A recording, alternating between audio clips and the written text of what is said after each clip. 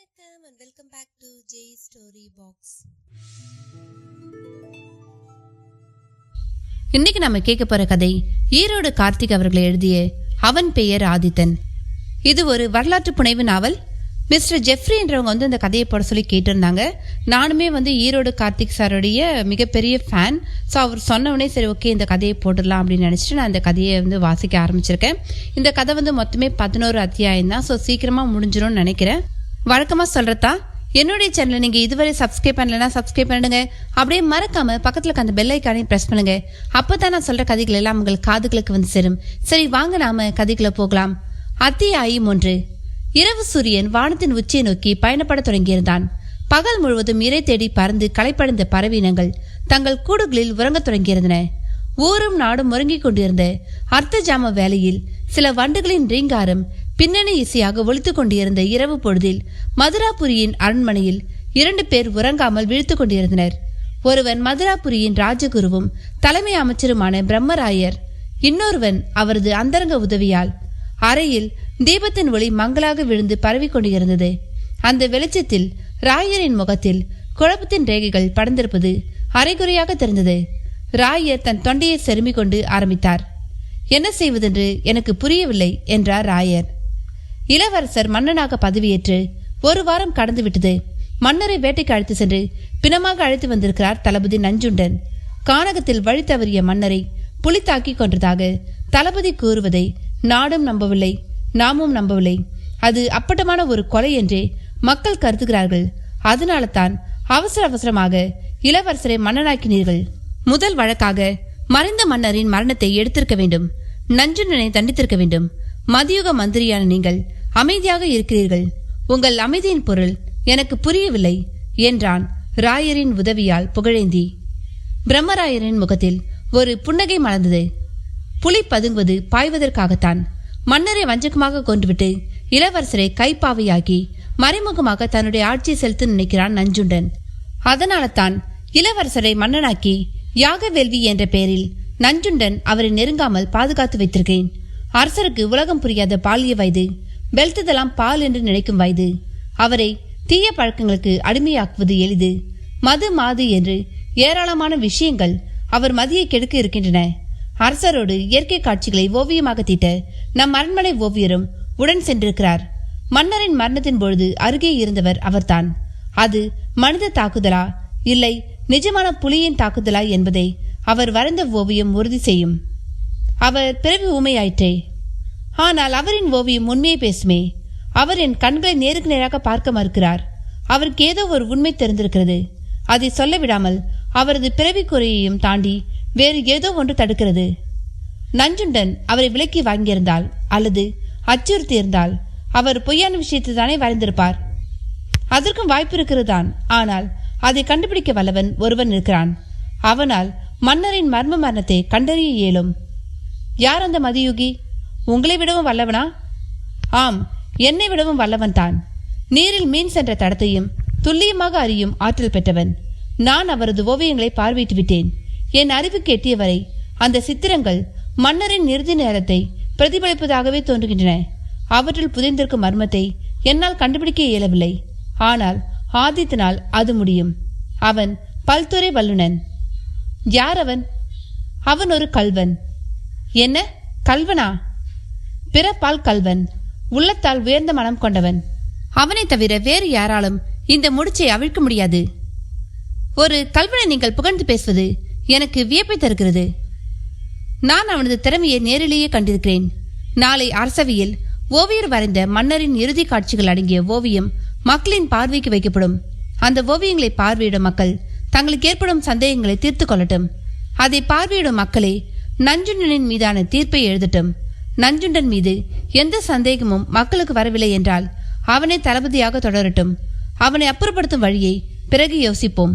நஞ்சுண்டன் மீது குற்றம் இருப்பதாக மக்கள் கருதினால் அவன் கதை முடிந்தது. மக்களோடு மக்களாக நம் கல்வர்புரத்து கல்வனும் இருப்பான். அவனது பார்வையில் யாரும் தப்ப முடியாது. நஞ்சுண்டனை தகுந்த ஆதாரங்களோடு அவனை மடக்குவான். நஞ்சுண்டன் சாமர்த்தியமாக ஆதாரங்களை மறைத்திருந்தார். நம் கல்வன் நஞ்சுண்டனின் வாயிலிருந்தே ஆதாரங்களை கக்க வைத்து விடுவான். குற்றவாளிகள் ஏதேனும் ஒரு தடயத்தை தாங்களே அறியாமல் விட்டு செல்வது தானே வழக்கம். அந்த தடயத்தை நாம் கல்வன் எளிதில் கண்டுபிடித்து விடுவான். பேச்சியின் ஊடே கல்வன் என்றே சொல்கிறீர்களே, அவன் பெயர்தான் என்ன? நான் கல்வன் என்று குறிப்பிடுவது பொருட்களை கொள்ளை கொண்டதால் அல்ல, மனங்களை கொள்ளை கொண்டதால் கல்வன் என்று அழைக்கிறேன். அவன் பெயர் ஆதித்தன் என்றார் ராயர். அதே நேரம் அறையின் கதவுக்கு வெளியே தொங்கிய திரைச்சிலையின் வெளிச்சம் ஒரு நிமிடம் தடைப்பட்டு தொடர்ந்தது. ராயர் தன் உதட்டில் கையை வைத்து பேச வேண்டாம் என்று சைகை செய்தார். கதவுக்கு பின்னால் நின்று உரையாடலை கேட்டுக்கொண்டிருந்த ஒற்றனொருவன் நஞ்சுண்டனின் மாளிகையை நோக்கி நகர்ந்தான். நம் சம்பாஷணை கேட்டுக்கொண்டிருந்த ஒற்றன் கிளம்பிவிட்டான். இனி நஞ்சுண்டன் உஷாராகி விடுவான். கவலை வேண்டாம், இனி நம் கையில் எதுவுமில்லை. இனி நடக்கப் போவது ஆதித்தனுக்கும் நஞ்சுண்டனுக்குமான யுத்தம். நாம் வேடிக்கை பார்க்கும் பார்வையாளர்கள் மட்டுமே. உங்கள் இல்லத்திற்குள்ளேயே ஒற்றனா? அதிகாரம் தனக்கு கீழே உள்ளவர்களையும் தனக்கு சமமாக உள்ளவர்களையும் சந்தேகிக்கும் சக்தி படைத்தது. நாம் அடுத்தவர்களை கண்காணிக்கும் பொழுது நம்மையும் யாராவது கண்காணிக்கத்தானே செய்வார்கள். நீங்கள் ஆண்டவனை சொல்லவில்லையே. ஆண்டவர்கள் தான் சந்தேகிக்கிறார்கள். நாம் நம் பதவியை காப்பாற்றிக் கொள்ள அவர்களுக்கு ஒத்துழைக்க வேண்டியது இருக்கிறது. பூடகமாக பேசுகிறீர்கள். புரியாத வரை நல்லது. ஆதித்தன் நாளை வரப்போவதை அறிந்தவுடன் நஞ்சுண்டனின் தூக்கம் தொலைவது உறுதி என்ற பிரம்மராயர் புன்னகைத்தார். நஞ்சுண்டனை தேடி இரு ஆபத்துக்கள் வெவ்வேறு வழிகளில் விரைந்து கொண்டிருந்தன. அத்தியாயம் 2. அரண்மனையில் இருவரும் பேசிக் கொண்டிருந்ததை ஒட்டு கேட்டுக் கொண்டிருந்த ஒற்றன் நஞ்சுண்டனின் மாளிகைக்குள் வெகு வேகமாக நுழைந்தான். தன்னை தடுத்த காவலர்களிடம் தான் மிக முக்கியமான செய்தி ஒன்றை கொண்டு வந்திருப்பதாகவும் தளபதியை உடனடியாக சந்தித்தாக வேண்டும் என்றும் அவசரப்படுத்தினான். சற்று நேரத்தில் நஞ்சுண்டனின் அனுமதியின் பேரில் அந்த ஒற்றன் உள்ளே அனுமதிக்கப்பட்டான். மாளிகையின் உள்ளே அப்பொழுதுதான் மதுக்குவளையில் மதுவை ஊற்றி நிரப்பத் தொடங்கியிருந்த நஞ்சுண்டன் தனக்கு முன்னால் வணக்கம் தெரிவித்துவிட்டு நின்றவனை நிமிர்ந்து பார்த்தான். அவன் முகத்தில் ஒரு புன்னகை மலர்ந்தது. வா கைத்தடி, எனக்காக தலை போகிற விஷயம் எதையாவது கொண்டு வந்திருக்காயா? உடல் வேர்த்து காணப்படுகிறாயே என்றான் நஞ்சுண்டன். ஏற்கனவே இருவருக்கும் பலத்த அறிமுகம் உண்டு. தனக்கு தன் அதிகாரத்துக்கு போட்டியாக பிரம்மராயரை நஞ்சுண்டன் கருதி வந்தான். தனக்கு எதிராக ராயர் ஏதேனும் திட்டம் திட்டினால் அதை முன்கூட்டியே அறிந்து கொள்ள தனது கையால் கைத்தடியை அங்கே வேலைக்காரனாக பணியில் சேர்த்து விட்டிருந்தான். கைத்தடியும் சாதாரணமான ஆள் அல்ல. விசுவாசத்தை நஞ்சுண்டனுக்கு காட்டிக்கொண்டு இருவரிடமும் சம்பளத்தை பெற்றுக் கொண்டிருந்தான். அவன் காதில் விழும் செய்திகளை அவ்வப்பொழுது நஞ்சுண்டனுக்கு சொல்லி அவனை உஷார்படுத்தி விடுவான். தன்னுடைய ஒரு சில ரகசியங்கள் எப்படி வெளியே கசிகின்றன என்ற சந்தேகம் ராயரை குடைந்து கொண்டிருந்தது. ஆள் இன்னார் என்று தெரியாவிட்டாலும் தன் மாளிகை பணியாட்களில் ஒருவன் நஞ்சுண்டனின் விசுவாசி என்பதை அவர் அறிந்தே இருந்தார். சொல்லிவிட்டு திருடுபவனை சிறந்த திருடன் என்பதால் ஆதித்தன் என்னும் விலாங்கு மீன் வருவதை நஞ்சுண்டன் அறிந்து கொள்ள வேண்டும் என்று ராயர் விரும்பினார். நஞ்சுண்டன் விரிக்கும் வலையை ஆதித்தன் எப்படி எதிர்கொள்வான் என்ற ஆவல் அவரிடம் மிகுந்து காணப்பட்டது. ஓடி வந்ததால் ஏற்பட்ட மூச்சிறைப்பை குறைத்து கொண்ட கைத்தடி, நான் கொண்டு வந்திருக்கும் செய்தியை கேட்டால் உங்கள் உடலும் வேர்க்கும் என்றான். அப்படி என்ன செய்து கொண்டு வந்திருக்கிறாய் என்றான் நஞ்சுண்டன் மதுக்கோப்பையை உதடுகளில் வைத்தபடி. நாளை ராயர் யாரோ ஒரு கல்வனை இங்கே வர சொல்லியிருக்கிறார். அவன் பெயர் ஆதித்தனாம். ஆதித்தனின் பெயரை கேட்டதும் தலையில் இடி விழுந்தது போல் அதிர்ந்தான் நஞ்சுண்டன். அவனது முகத்தில் சவக்கலை தாண்டவமாடத் தொடங்கியது. மதுக்கோப்பையை கீழே வைத்தவன், இனி எவ்வளவு குடித்தாலும் போதை ஏறாது. அவன் வெகு வில்லங்கமான ஆளாயிற்றே.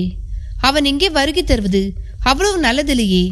கண்டிப்பாக அந்த கிழட்டுக்கோட்டான் ராயரின் வேலைதான் அது. அரசரை நான் தான் கொன்றேன் என்று அந்த கிழவன் நினைக்கிறான். அதை உறுதி செய்து கொள்ளவே இந்த திருடனை அழைத்திருக்கிறான். உண்மை அதுதானே பிரபு? கைத்தடி, இரவுக்கு 1000 காதுகள். இரவில் கவனமாக பேச வேண்டும். நீ கொண்டு வந்த தகவலுக்கு இந்த பொன்முடிப்பை பரிசாக தருகிறேன். பெற்றுக்கொண்டு கிளம்பு. மேஜையில் இருந்த பொன்முடிப்பை கைத்தடியை நோக்கி எறிந்தான் நஞ்சுண்டன். அவன் நன்றி சொல்லி போன பிறகு வெகு நேரம் சிந்தனையில் ஆழ்ந்திருந்தான். அதே நேரம் நஞ்சுண்டனின் மாளிகை வாசலில் நின்றிருந்த காவலர்கள் முன்பாக விசித்திர உடை அணிந்த ஒருவன் தோன்றினான். கருப்பு நிற தலைப்பாகை அணிந்து கண்களில் மையிட்டு நெற்றியில் பச்சை வண்ண பொட்டு வைத்திருந்த அந்த வினோதன் தன் கருப்பு நிற ஆடையால் தன் உடலை மூடியிருந்தான். தன்னை மறித்த வேல் வீரர்களை அர்த்த புஷ்டியுடன் பார்த்தான் அவன். யார் நீ என்றான் காவலர்களில் ஒருவன். சொல்கிறேன், அதற்கு முன் சிறு வேடிக்கை என்றவன் தன் உடையிலிருந்து மூங்கில் குழாய் ஒன்றை எடுத்தான். அதை தன் வாயில் வைத்தவன், இதை பார் நண்பா என்றான் அவன். எதை என்றவனின் கழுத்தில் பாய்ந்தது இறகு பொருத்தப்பட்ட சிறு ஊசி. அடுத்தவன் தன் வாளை உருவதற்குள் அவன் மீதும் பாய்ந்தது சிற்றூசி. இருவரும் பேச்சு மூச்சற்று சரிந்தனர்.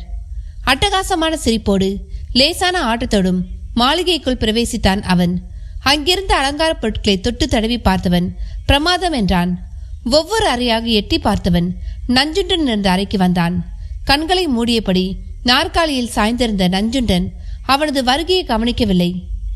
என்ன நஞ்சுண்டா, இரவு வருவதற்கு முன்பே உறக்கமா என்றான். அவனது குரலை கேட்டதும் பதறி எடுத்துக்கொண்டு எழுந்த நஞ்சுண்டன், நீலா, நீயா, நீ எப்படி இங்கே வந்தாய் என்றான் பரபரப்புடன். கிருஷ்ணனின் குழலோசைக்கு ராதை மயங்கலாம், இந்த மூங்கில் குழாய்க்கு மயங்காதவர்கள் யார் என்றான் நீலன் விஷம சிரிப்புடன். அவர்களின் உயிருக்கு எந்த ஆபத்துமில்லை, சிறிது நேரம் மயக்கம், நம் உடன்படிக்கை நினைவிருக்கிறதா என்றான் நீலன். மறக்க முடியுமா? நம் உடன்படிக்கையில் என் பங்கு பணியான அரசரை கொல்வதை நான் நிறைவேற்றிவிட்டேன். புலியின் தாக்குதலால் மன்னர் இறந்தார் என்பதை யாரும் சந்தேகிக்க மாட்டார்கள். அது எப்படி சாத்தியம்? புலியின் தாக்குதலை செயற்கையாக எப்படி உருவாக்கினாய்? எனக்கு ஆச்சரியமாக இருக்கிறது. என்னிடம் புலிநகம் என்ற ஆயுதம் உண்டு.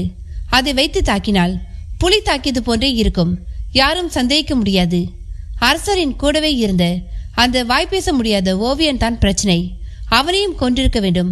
உமக்காக அவனை கொல்லாமல் விட்டுவிட்டேன். அவனை கொல்லாமல் விட்டதும் நல்லதுதான். மன்னரின் இறுதி காட்சிகளை, மன்னரை புலி தாக்கியதை அவன் ஓவிய தொடராக வரைந்து வைத்திருக்கிறான். அதை பார்க்கும் மக்கள் நான் குற்றவாளியா இல்லையா என்பதை தீர்மானிப்பார்களாம். எல்லாம் அந்த கிழவனின் வேலை. நான் முன்னெச்சரிக்கையாக ஓவியனின் மனைவியையும் மகளையும் பணைய கைதியாக பிடித்து வைத்திருக்கிறேன். ராஜ விசுவாசத்தை விட சொந்த ரத்தம் பெரிதல்லவா? பயல் அரண்டு போய் கிடக்கிறான். நமக்கு விரோதமாக எதையும் செய்யும் துணிவு அவனுக்கு இல்லை. அது உன்னுடைய பிரச்சனை நஞ்சுண்டா. உனக்கு கொடுத்த வாக்கை நான் நிறைவேற்றிவிட்டேன். நீ கொடுத்த வாக்கை நிறைவேற்ற மறுக்கிறாய். அதிகாரம் என் கைக்கு வரவில்லை நீலா. நாளை என் மீதான சந்தேகம் தீர்ந்த பின் அரசரை, அந்த உலகம் தெரியாத பாலகனை என் கைப்பாவையாக்குவேன். பிறகு உன் அதிகாரங்கள் உனக்கு திரும்ப கிடைக்கும். நான் ஒரு ராஜ விசுவாசி நஞ்சுண்டா. இதே மன்னரின் அரண்மனையில் அவருக்கு மெய்க்காவல் படை வீரர் தலைவனாக இருந்தவன் நான். அரசருக்காக பல அரசியல் கொலைகளை விபத்தாக மாற்றி காட்டியவன் நான். கடைசியில் அரசருக்கே என் வித்தையை நான் காட்ட வேண்டியதாகிவிட்டது. என் மனம் இன்னும் வேதனையில் துடிக்கிறது. நீ செய்த சிறு தவறால் உன்னையும் உன் வீரர்களையும் மன்னர் நாடு கடத்தி விட்டார். அரண்மனையில் சகல அதிகாரங்களையும் பெற்று கௌரவமாக வாழ்ந்த நீ இப்பொழுது காட்டில் விலங்கினம் கீழாக வேட்டையாடி பிழைத்துக் கொண்டிருக்கிறாய். எதிரிக்கு எதிரி நண்பன் என்பதால் தான் மன்னரை தீர்க்க உன்னை நாடினேன். மன்னர் உயிரோடு இருக்கும் வரை உன்னுடைய அதிகாரம் உனக்கு கிடைக்காது. அதனால் நீயும் எனக்கு உதவினாய். நீலன் பழையவற்றை நினைத்து பார்த்தான். மன்னரின் படுக்கை அறை வரை செல்லும் அதிகாரம் படைத்த மெய்க்காவல் படைத்தலைவன் நீலன். அவனது படைக்கென்று நீலன் நிற சீருடை தனியாக உண்டு. அந்த சீருடையில் அவனுக்கும் அவனது படைக்கும் கிடைக்கும் மரியாதையை தனித்தான். விஷ பிரயோகத்திலும் விஷ பிராணிகளை வளர்ப்பதிலும் அவற்றை கட்டுப்படுத்துவதிலும் அவற்றை கொண்டு மன்னரின் எதிரிகளை தீர்த்து கட்டிவிட்டு அவற்றை விபத்தாக மாற்றுவதிலும் நீலனும் அவனது படைப்பிரிவினரும் கை தேர்ந்தவர்கள். பாம்பின் விஷத்தை சிறிது சிறிதாக தனது உடலில் ஏற்றி தனது உடலையே விஷமாக மாற்றி வைத்திருந்தான் அவன். கடித்தாலே போதும், ஒரு மனிதன் மேலோகம் சென்று விடுவான். நீலன் அரண்மனையில் சுகபோகமாக வாழ்ந்த நீலனின் வாழ்க்கைக்கு யமனாக வந்தது ஒரு நிகழ்வு. மன்னரின் அரசியல் எதிரியை கொள்வதற்கு பதிலாக இருட்டில் நீலன் மன்னரின் ஆத்ம நண்பரின் மீது விஷ பிரயோகம் செய்துவிட்டான். ஆள் மாறியது காலையில் தான் தெரிந்தது. மன்னர் மரணம் நேர்ந்த விதத்தை கேட்டதுமே அது நீலனின் வேலை என்பதை கண்டுபிடித்து விட்டார். தன் ஆத்ம நண்பரின் மறைவை ஏற்க முடியாத மன்னர் நீலனையும் அவனது பரிவாரத்தையும் நாடு கடத்திவிட்டார். அரண்மனை சுகவாசியான நீலனும் அவனது பரிவாரங்களும் காடுகளில் வேட்டையாடி உயிர் பிழைத்துக் கொண்டிருந்தனர். எப்படியாவது தனது பழைய வாழ்க்கையை அடைய நினைத்த நீலனை பேசி பேசி கரைத்து தன் திட்டத்திற்கு உடன்பட வைத்தான் நஞ்சுண்டன். இருவரிடையே ஏற்பட்ட உடன்பாட்டின்படி தனது பங்கு பணியை நிறைவேற்றி வைத்து விட்டான் நீலன். நீ என்ன செய்வாயோ எனக்கு தெரியாது நஞ்சுண்டா, எனக்கு என் நீல சீருடை வேண்டும் என்றான் நீலன் கடுக்கடுத்த குரலில். சும்மா மிரட்டாது நீலா. நாடு கடத்தப்பட்ட நீ இங்கே வந்ததே அத்துமீறல். இது வெளியே தெரிந்தாலே போதும், நீ கைது செய்யப்படுவாய் என்றான் நஞ்சுண்டன். நான் யார் என்று உனக்கு தெரியவில்லை. என் அனுமதி இல்லாமல் என்னை யாரும் தொடக்கூட முடியாது என்ற நீலன் கண்களை மூடி ஏதோ மந்திரத்தை முணுமுணுக்க ஆரம்பித்தான். அவனது உடையிலிருந்து சிறிதும் பெரிதுமான பாம்புகள் கீழிறங்க ஆரம்பித்தன. அதுவரை அவன் தலையில் கட்டியிருந்தது தலைப்பாகை என்று நினைத்திருந்தான் நஞ்சுண்டன். அது ஒரு கருணாக பாம்பு என்பது நீலனின் தோல் வழியாக அது கீழே இறங்கிய போது தெரிந்தது. பயத்தின் ரேகைகள் நஞ்சுண்டனின் முகத்தில் மலர்ந்தன. நீலனின் கைகள் நஞ்சுண்டனை நோக்கி நீண்டன. மறுநொடி அத்தனை பாம்புகளும் படம் எடுத்தபடி அவனை நோக்கி நகர்ந்தன. நான் விளையாட்டுக்கு பேசியதை நீ உண்மை என்று நினைத்து விட்டாய் போலிருக்கிறதே. எனக்கு உதவி செய்த உனக்கு நானும் உதவி செய்வது தனி முறை. இவற்றை விலகி போக சொல். நீலன் கையை அசைத்தான். அடுத்த வினாடியில் அனைத்து பாம்புகளும் அவனது ஆடைக்குள் ஏறி மறைந்தன. அவனது காணாமல் போன தலைப்பாகை திரும்ப வந்திருந்தது. நீ உறங்கும் அறையில் என் செல்ல பிராணிகளில் ஒருவனை விட அதிக நேரமாகாது என்றான் நீலன். புரிகிறது. நீ சொல்வதை நான் செய்யத்தான் நினைக்கிறேன். அதற்கு இடையூறாக ஒருவன் வந்திருக்கிறான். யார் அவன்? அவன் பெயர் ஆதித்தன். கல்வர்புரத்து கல்வன்? அவனைத்தான். நீலனின் புருவங்கள் வேர்ந்தன. என் எண்ணம் அவ்வளவு எளிதில் ஈடேறாது போலிருக்கிறதே என்றான் நீலன். அத்தியாயம் 3. என் எண்ணம் அவ்வளவு எளிதில் நிறைவேறாது போலிருக்கிறதே என்றான் கவலையுடன் நீலன். ஆழ்ந்த கவலையின் அறிகுறியாக தனது தாடியை தேய்த்து கொள்ளவும் அவன் தவறவில்லை. நீலன் யோசிப்பதை பார்த்த நஞ்சுண்டன் நாக்கால் தனது நயவஞ்சக வலையை விரிக்க ஆரம்பித்தான். உன் எண்ணம் அவ்வளவு எளிதில் நிறைவேறாது. உன் ஆசை நிராசையாக ஒருவன் நாளை இந்த மண்ணில் காலடி எடுத்து வைக்கப் போகிறான். அவனை மண்ணோடு மண்ணாக்கினால்தான் நாம் இருவருக்கும் வாழ்வு. வருபவன் இதுவரை பலரின் தலையெழுத்தை தலைக்கீழாக மாற்றி எழுதியிருக்கிறான். நாம் தலையெழுத்தை மாற்றி எழுத அவனுக்கு வெகு நேரமாகாது. நானும் அந்த கல்வனை பற்றி நிறைவே கேள்விப்பட்டிருக்கேன். மற்றவர்களைப் போல் அல்ல. இவன் அசாதாரணமான பேர் வழி. என் ஆசையில் மண்ணை அள்ளி போடும் சக்தி படைத்தவன் இவன் என்பதை நான் அறிவேன். பிறகென்ன தயக்கம்? அவன் ஒருவன், நாம் இருவர். நாம் இருவரும் இணைந்து செயல்பட்டால் இருவருக்குமே நன்மை உண்டு. அவனால் மக்களை தவிர வேறு யாருக்கும் பயனில்லை. நஞ்சுண்டா, என்னை பிறவி கொலைக்காரன் என்று நினைத்து விட்டாயா? நான் இதுவரை செய்த அத்தனை கொலைகளும் நாட்டிற்காக செய்தவை. இந்த நாட்டில் அமைதியும் சுபிட்சமும் நிலவ தடையாக இருப்பவர்களை, கோடாரி காம்புகளை அரசர் கை காட்டியதன் பேரில் கொண்டிருக்கிறேன். இதற்காக நான் இதுவரை வருந்தியதில்லை. மாறாக அதை தேச சேவை என்றே கருதி வந்திருக்கிறேன். நான் செய்த ஒரே தவறு அரசருக்கு அணுக்கமாக இருந்தவரை ஆள் மாற்றி கொன்றது மட்டும்தான். அதற்கு கிடைத்த தண்டனை நாடு கடத்தல். அரண்மனையில் சுகபோகத்தில் திளைத்த என் இனத்தவர்கள் அவற்றை துறந்து காட்டில் இருள் குகையில் விலங்குகளைப் போல் பதுங்கி வாழ்கிறோம். விலங்குகளை வேட்டையாடியும் பூமிக்கடியில் இருக்கும் கிழங்குகளை தோண்டி எடுத்தும் உணவாக உண்டு உயிர் வாழ்ந்து கொண்டிருக்கிறோம். நான் செய்த தவறால் என் இனம் முழுவதும் தண்டிக்கப்பட்டு உணவுக்காக போராடி கொண்டிருப்பதை பார்த்து என் மனம் வெம்புகிறது. அப்பொழுதுதான் நீ என்னை சந்தித்தாய். பழைய கதை இப்பொழுது எதற்கு? பேச வேண்டிய தேவை இருக்கிறது. அரசரை கொல்ல என் உதவியை நாடினாய். இந்த காட்டில்தான் என் இனம் பதுங்கி வாழ்கிறது. இங்கு மன்னரை சர்வம் தற்செயலாக திண்டினாலும் அவரை கொன்ற பழி என் மீது விழுந்துவிடும் என்பதால் தான் புலிநகம் என்ற புதிய ஆயுதத்தை கண்டுபிடித்தேன். மடையா, நீ மட்டும் உன் செல்ல பிராணிகளை மன்னரை கொல்ல பயன்படுத்தியிருந்தால் நானே உன் மீது பழி போட்டு உன் இனத்தை பூண்டோடு அழித்திருப்பேன். நீ இப்படி புலிநகம் என்ற புதிய ஆயுதத்தை பயன்படுத்துவாய் என்று நான் சிறிதும் எதிர்பார்க்கவில்லை என்று மனதில் நினைத்து கொண்டான் நஞ்சுண்டன். அந்த புதிய ஆயுதத்தை என் மரியாதைக்குரிய மன்னரிடமே முதல் முறையாக பிரயோகிக்க வேண்டியதிருக்கும் என்று நான் எதிர்பார்க்கவில்லை என்றான் நீலன் சோகத்துடன். நாளை வருபவன் மன்னர் புலி தாக்கி இறக்கவில்லை என்பதை கண்டுபிடிக்கப் போகிறான். அப்பொழுது மன்னரை வேட்டைக்கு அழைத்து சென்ற நான் குற்றவாளியாக அறிவிக்கப்பட்டு தண்டிக்கப்படுவேன். உன்னுடைய நீல நிற சீருடை வெறும் கனவாகவே போகப் போகிறது என்று உச்சு கொட்டினான் நஞ்சுண்டன். நஞ்சுண்டா, என்ன சொல்கிறாய்? புரியவில்லையா? இதுவரை எத்தனையோ கொலைகளை நாட்டுக்காக செய்துவிட்டு அவற்றை விபத்தாக ஜோடிக்க தெரிந்த நீ மன்னர் விஷயத்தில் தோற்றுவிட்டாய் என்கிறேன். உன் வேலையை நீ ஒழுங்காக செய்து முடிக்கவில்லை என்று உன் மீது குற்றம் சாட்டுகிறேன். உன் குற்றச்சாட்டை நான் ஏற்றுக்கொள்கிறேன். வருபவன் இது கொலையல்ல, புலியின் நிஜமான தாக்குதலால் தான் மன்னர் இறந்தார் என்று கூறிவிட்டால் நம் இருவரின் கனவும் நனவாகிவிடும். ஆனால் அதற்கு 100 பங்குதான் வாய்ப்பு. இப்பொழுது என்னை என்னதான் செய்ய சொல்கிறாய் என்றான் நீலன். சுற்றி வளைத்து நஞ்சுண்டன் எல்லா பழியையும் தூக்கி தன் மீது போட்டுவிட்டதை அவனால் ஜீரணிக்கவே முடியவில்லை. தன் வளர்ப்பு பிராணிகளை விட நஞ்சுண்டவன் ஆபத்தானவன் என்பதையும் நாகங்களின் பல்லில் இருக்கும் விஷத்தை விட நஞ்சுண்டனின் நாக்கின் விஷம் வீரியமிக்கது என்பதையும் நீலன் அறிந்து கொண்டான். நாளை இந்த நாட்டின் மண்ணில் காலடி எடுத்து வைப்பவன் கோட்டைக்குள் நுழையக்கூடாது. அதற்குள் அவன் கதையை நீ முடித்துவிட வேண்டும். நான் அவனை முன்பின் பார்த்ததில்லை. மேலும் என்னை மக்கள் பார்த்து அடையாளம் கண்டுவிட்டால் நாடு கடத்தப்பட்டவனுக்கு இங்கே என்ன வேலை என்ற கேள்வி வரும். மன்னரின் மரணத்தோடு என்னை இணைத்து மற்றவர்கள் சந்தேகிக்கவும் இடமுண்டு. அதனால் ஆதித்தனை நீயே பார்த்துக்கொள். தனி மனிதனாக என்னால் என்ன செய்துவிட முடியும் என்றான் கொடகண்டனான நீலன். நஞ்சுண்டன் நம்பத்தகுந்தவன் அல்ல என்பதாலும் அடுத்தடுத்து அவன் சொல்லும் செயல்களை செய்து கொண்டிருந்தால் பிடிபடும் பொழுது மொத்த குற்றத்தையும் தன் மீது சுமத்தி விடுவான் என்பதாலும் நீலன் ஆதித்தனின் விவகாரத்திலிருந்து பின்வாங்கினான். தன் முயற்சியில் சற்றும் தளராத நஞ்சுண்டன், நீ சொல்வதும் சரிதான். தனி மனிதனாக உன்னால் என்ன செய்ய முடியும்? அப்பாவிகளை பாம்பை ஏவி கொள்வதை தவிர. நஞ்சுண்டா என்றான் நீலன் கோபத்துடன். நீ அந்த ஆதித்தனை பார்த்து பயந்து விட்டாய் போலிருக்கிறது. சரிவிடு, அவனை நானே பார்த்துக் கொள்கிறேன். தன்னை எப்படியாவது பேசி உணர்வுகளை தூண்டிவிட்டு ஆதித்தனின் விவகாரத்தில் தன்னை ஈடுபட செய்ய நஞ்சுண்டன் முயல்வதை உணர்ந்து கொண்ட நீலன், நான் வருகிறேன். ஆனால் ஒன்று சொல்கிறேன், கொடிய பாம்புகளை கண்டு அஞ்சாதவன் நான். ஒரு சாதாரண மனிதனுக்கு நான் அஞ்சுவதாக நீ சொல்வது வேடிக்கை என்று நீலன் திரும்பி பாராமல் வெளியேறினான்.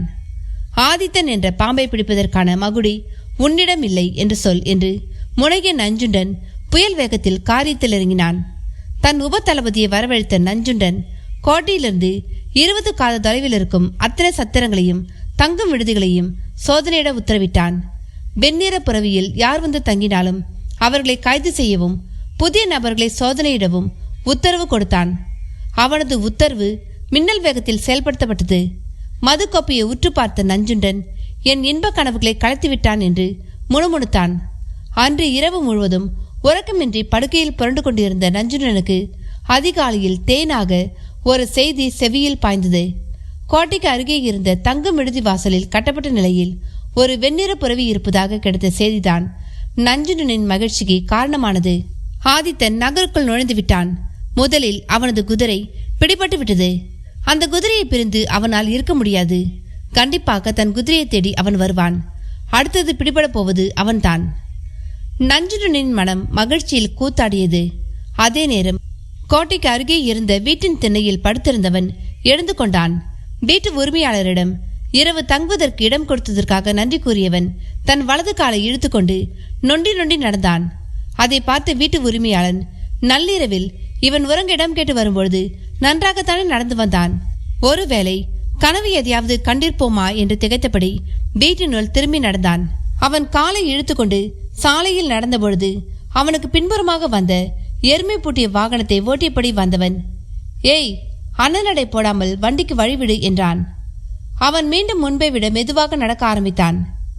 என் எருமையை விட இந்த எருமை மிகவும் மெதுவாக செல்கிறதே என்று வண்டியொட்டி தன் கையில் இருந்த தடியால் முடவனை நெட்டி தள்ளினான். அவன் கால் தடுமாறி சாலையோர ஓடையில் விழுந்தான். நிறுத்து வாகனத்தை என்றது ஒரு கம்பீர குரல்.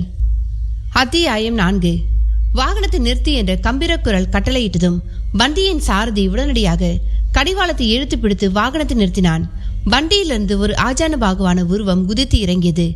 வண்டியிலிருந்து இறங்கியவன் புலித்தோலால் ஆன ஆடையை அணிந்திருந்தான். அவன் கழுத்திலும் கைகளிலும் பாசிமணிகள் அணிந்து பறவைகளின் இறகுகளாலான ஒரு வினோத தலைப்பாகையை அணிந்திருந்தான். அவன் முகத்தில் ஒரு மென் சிரிப்பும் அப்பாவித்தனமும் கலந்தே இருந்தன. முதல் பார்வையிலேயே அவன் நகரவாசி அல்லவென்பதையும் மலைப்பிரதேச சார்ந்த மலைவாசி என்பதை யாரும் கண்டுபிடித்துவிட முடியும். வண்டி சாரதியை முறைத்தவன், வாகனத்தை பார்த்து ஓட்டு. இந்த பாதையில் வண்டி வாகனங்கள் செல்ல மட்டுமல்ல, பாதசாரிகள் நடந்து செல்லவும் உரிமை உள்ளது என்று உரிமினான். என்னை மன்னித்து விடுங்கள். நான் குரல் கொடுத்தும் பாதையிலிருந்து விலகி வழிவிட மறுத்துவிட்டான். அதனால் ஏற்பட்ட கோபத்தில் சற்று வரம்பு மீறிவிட்டேன் என்றான் வண்டி சாரதி சற்று பயத்துடன். நீ மன்னிப்பு கேட்க வேண்டியது என்னிடமல்ல, நீ நெட்டி தள்ளிய அந்த மனிதனிடம் என்றவன் ஓடையில் விழுந்து கிடந்தவனை கைலாக கொடுத்து தூக்கிவிட்டான். அவனது வலுவான கைகளை பற்றி கொண்டு தண்ணீரில் இருந்து எழுந்தவனை கரிசனத்தோடு பார்த்தவன், உனக்கு அடி ஏதாவது பட்டுவிட்டதா நண்பா என்று அக்கறையோடு வினவவும் செய்தான். அவனது தோலை பற்றியபடி சாலைக்கு வந்தவன் வண்டிக்கு பின்னால் நிறைய வண்டிகள் நிற்பதை பார்த்தான். போக்குவரத்திற்கு இடையூறு ஏதுமில்லை நண்பா, எல்லாம் என்னுடைய வாகனங்கள் தான். நான் கேட்ட கேள்விக்கு நீ இன்னமும் பதில் கூறவில்லையே என்றான் அந்த மலைவாசி. தன் தலையை துவட்டி கொண்டிருந்தவன் ஒரு பக்கமாக தலையை சாய்த்து காதில் புகுந்த நீரை வெளியேற்றினான். பிறகு மலைவாசியை பார்த்து, என் காதில் நீர் புகுந்து விட்டதால் நீங்கள் பேசியது என் காதில் சரியாக விழவில்லை. மீண்டும் ஒருமுறை நீங்கள் கேட்டதை திரும்ப கேளுங்கள் என்றான் அவன். என் சாரதியின் செயலால் உனக்கு ஏதாவது காயம் ஏற்பட்டு விட்டதா என்று கேட்டேன்.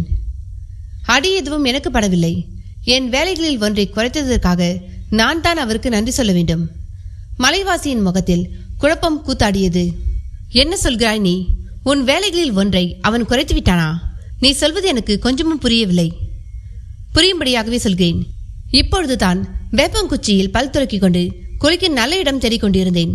உங்கள் சாரதி எனக்கு ஜலக்கிரடையை செய்து வைத்து விட்டான். எப்படியோ என் குளிக்கும் வேலை மீதமாகிவிட்டது. அதற்காக நான் உங்கள் சாரதிக்கு தான் நன்றி சொல்ல வேண்டும். நன்றாகத்தான் நகைச்சுவையாக பேசுகிறாய். உன்னை பார்த்தால் உள்ளூர்காரனை போல் தோன்றுகிறது. இது அரண்மனைக்கு செல்லும் பாதிதானே? ஆமாம், இது அரண்மனைக்கு செல்லும் பாதிதான். நானும் அங்குதான் செல்கிறேன். நல்லதாக போயிற்று. நீயே எங்களுக்கு வழிகாட்டினால் என்ன? தாராளமாக உதவுகிறேன். இந்த கால்களை வைத்துக்கொண்டு நான் அரண்மனை அடைவதற்குள் கதிரவன் அஸ்தமனமாகி விடுவான். உன் கால்களுக்கு என்ன ஆயிற்று நண்பா? குதிரை ஓட்டும் பொழுது தவறி கீழே விழுந்து விட்டேன். அதனால் என் மூட்டு பகுதி சேதமடைந்து விட்டதாகவும் ஆயுள் முழுவதும் இந்த அழகான நடையுடன் தான் இருக்க வேண்டும் என்றும் வைத்தியர் சொல்லிவிட்டார். கவலைப்படாதே, எங்களின் நாட்டுப்புற வைத்தியத்தில் இதை சரி செய்து விடலாம். ஆமாம், நீங்கள் யார்? வண்டியில் ஏறு, நாம் பேசிக்கொண்டே செல்லலாம் என்றவன் அவன் வாகனத்தில் ஏற உதவி செய்தான். பிறகு தானும் ஏறிக்கொண்டவன் வண்டியை கிளப்ப ஆணையிட்டான். வண்டியில் ஆசுவாசமாக அமர்ந்து கொண்டவன், சரி, இப்பொழுதாவது சொல்லுங்கள், நீங்கள் யார்? இந்த வண்டிகளில் அரண்மனைக்கு எதை கொண்டு போகிறீர்கள் என்றான்.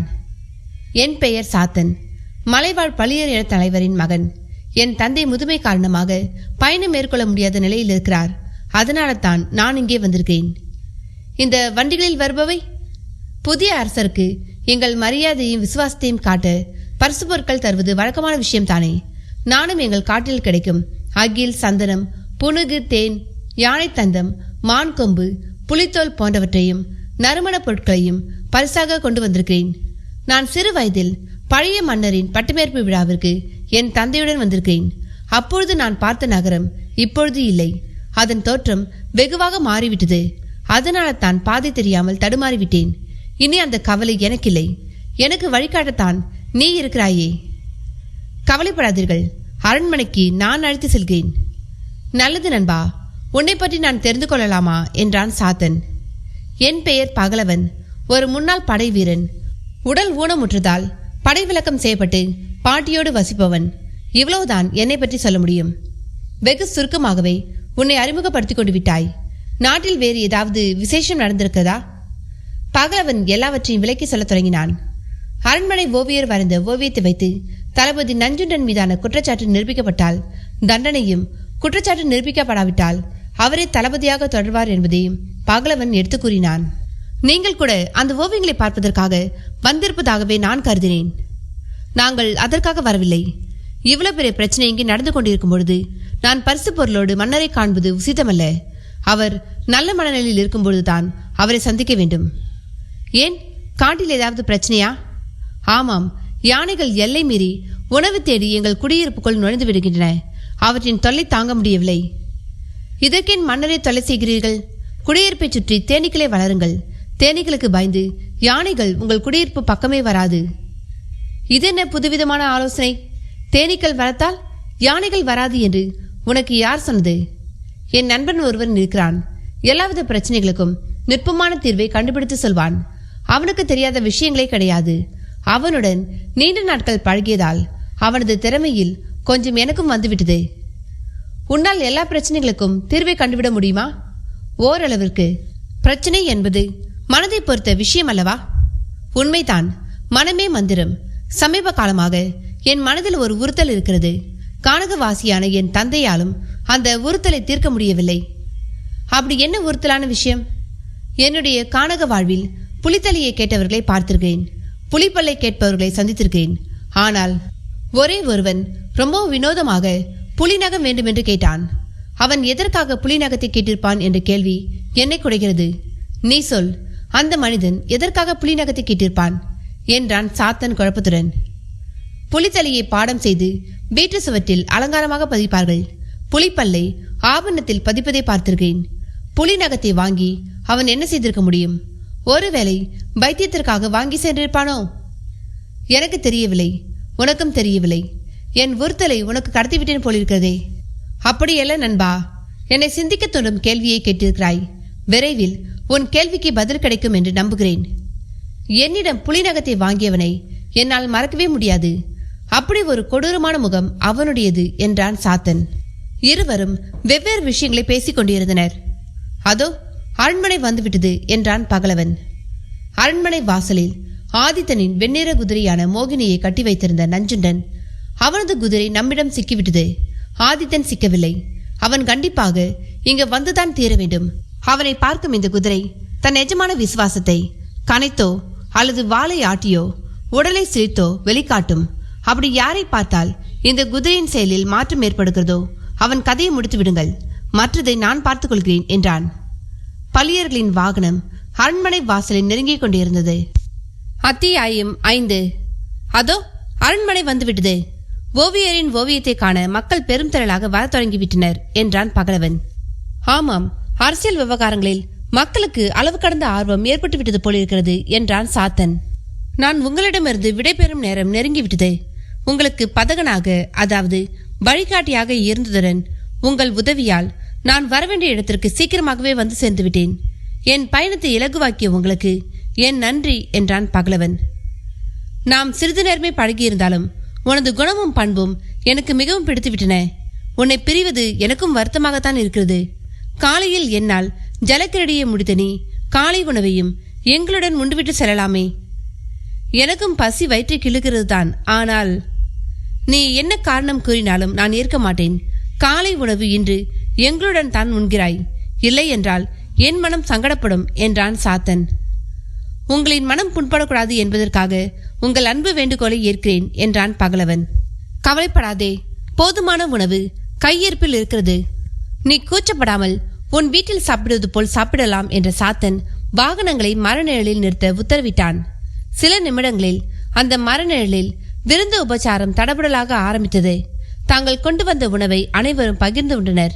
சாத்தனின் கூட்டத்தினர் பகலவனை விருந்து உபசரிப்பில் திணறடித்தனர். சில நாழிகைகளுக்கு பிறகு பகலவன், அரண்மனையில் மீண்டும் சந்திப்போம். உங்கள் விருந்து உபச்சாரத்தை என்னால் மறக்கவே முடியாது என்றபடி சாத்தனை கட்டி அணைத்து பிரியா விடை பெற்றான். பகலவன் விடை பெற்று சென்ற பிறகு நல்ல மனிதன் என்று பெருமூச்சு விட்ட சாத்தன் தன் வாகனங்கள் கிளம்ப உத்தரவிட்டான். சற்று நேரத்தில் அரண்மனை வாசலில் அந்த வினோத அணிவகுப்பு நிறைவு பெற்றது. முதலாக அரண்மனைக்கு பரிசு பொருட்களை கொண்டு வந்த சாத்தன் அவற்றை உள்ளே கொண்டு செல்லவும் அரசரை காணவும் யாரை சந்திப்பது என்று தெரியாமல் திணறியவன் தன் ஆட்களில் ஒருவனை அழைத்து அரண்மனை அதிகாரிகள் யாரையாவது சந்திக்க உத்தரவிட்டான்.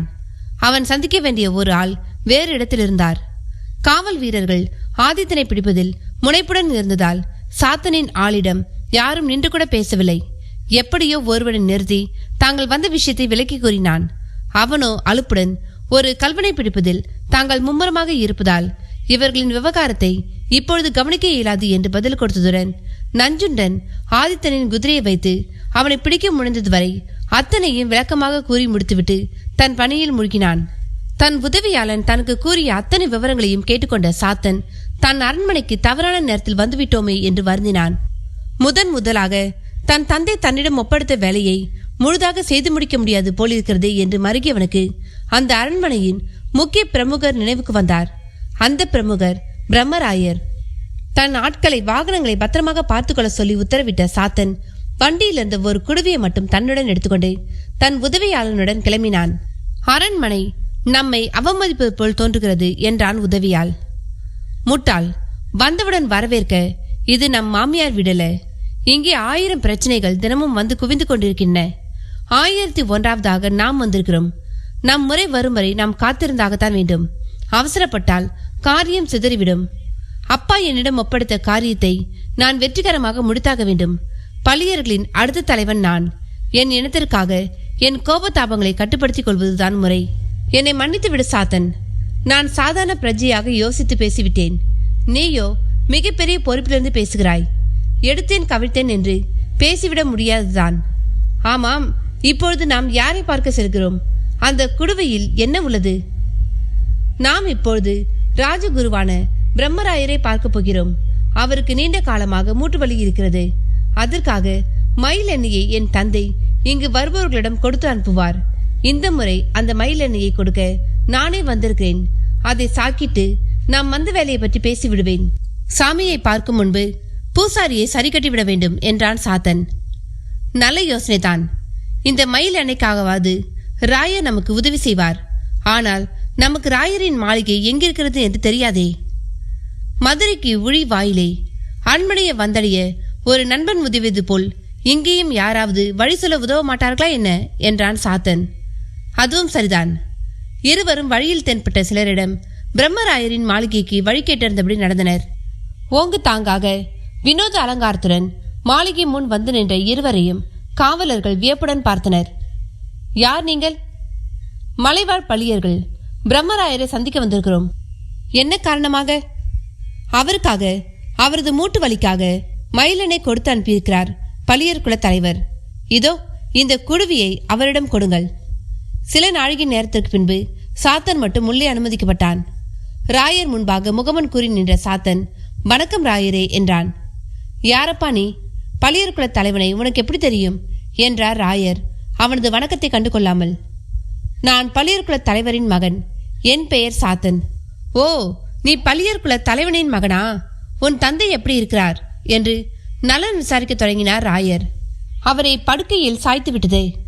அதனால் புதிய மன்னருக்கான எங்கள் அன்பளிப்பை கொடுக்க நானே நேரில் வந்தேன். அரண்மனையில் நிலைமை சரியில்லை. எங்களை வரவேற்க யாரும் தயாராக இருக்கவில்லை.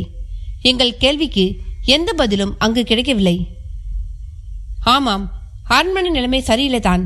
உனக்கான மரியாதை குறைவுக்கு நான் மன்னிப்பு கேட்கிறேன். அதை நான் மனதில் வைத்துக் கொள்ளவில்லை. பெரிய மனது உனக்கு. நிலவரம் சரியாக சில நாட்களாகலாம். அதுவரை நீ விருந்தினர் மாளிகையில் உன் பரிவாரங்களுடன் தங்கிக் கொள்ளலாம். இதோ என் முத்திரை மோதிரம். இதை விருந்தினர் மாளிகையின் பொறுப்பதிகாரியிடம் காட்டினால் போதும். உனக்கு கிட்ட வேண்டிய மரியாதைகள் குறைவின்றி கிடைக்கும். இயல்பு நிலை திரும்பியதும் நீ புதிய மன்னரை சந்திக்க நான் ஏற்பாடு செய்கிறேன். ராயர் தன் மோதிரத்தை கழட்டி அவனிடம் கொடுத்தார்.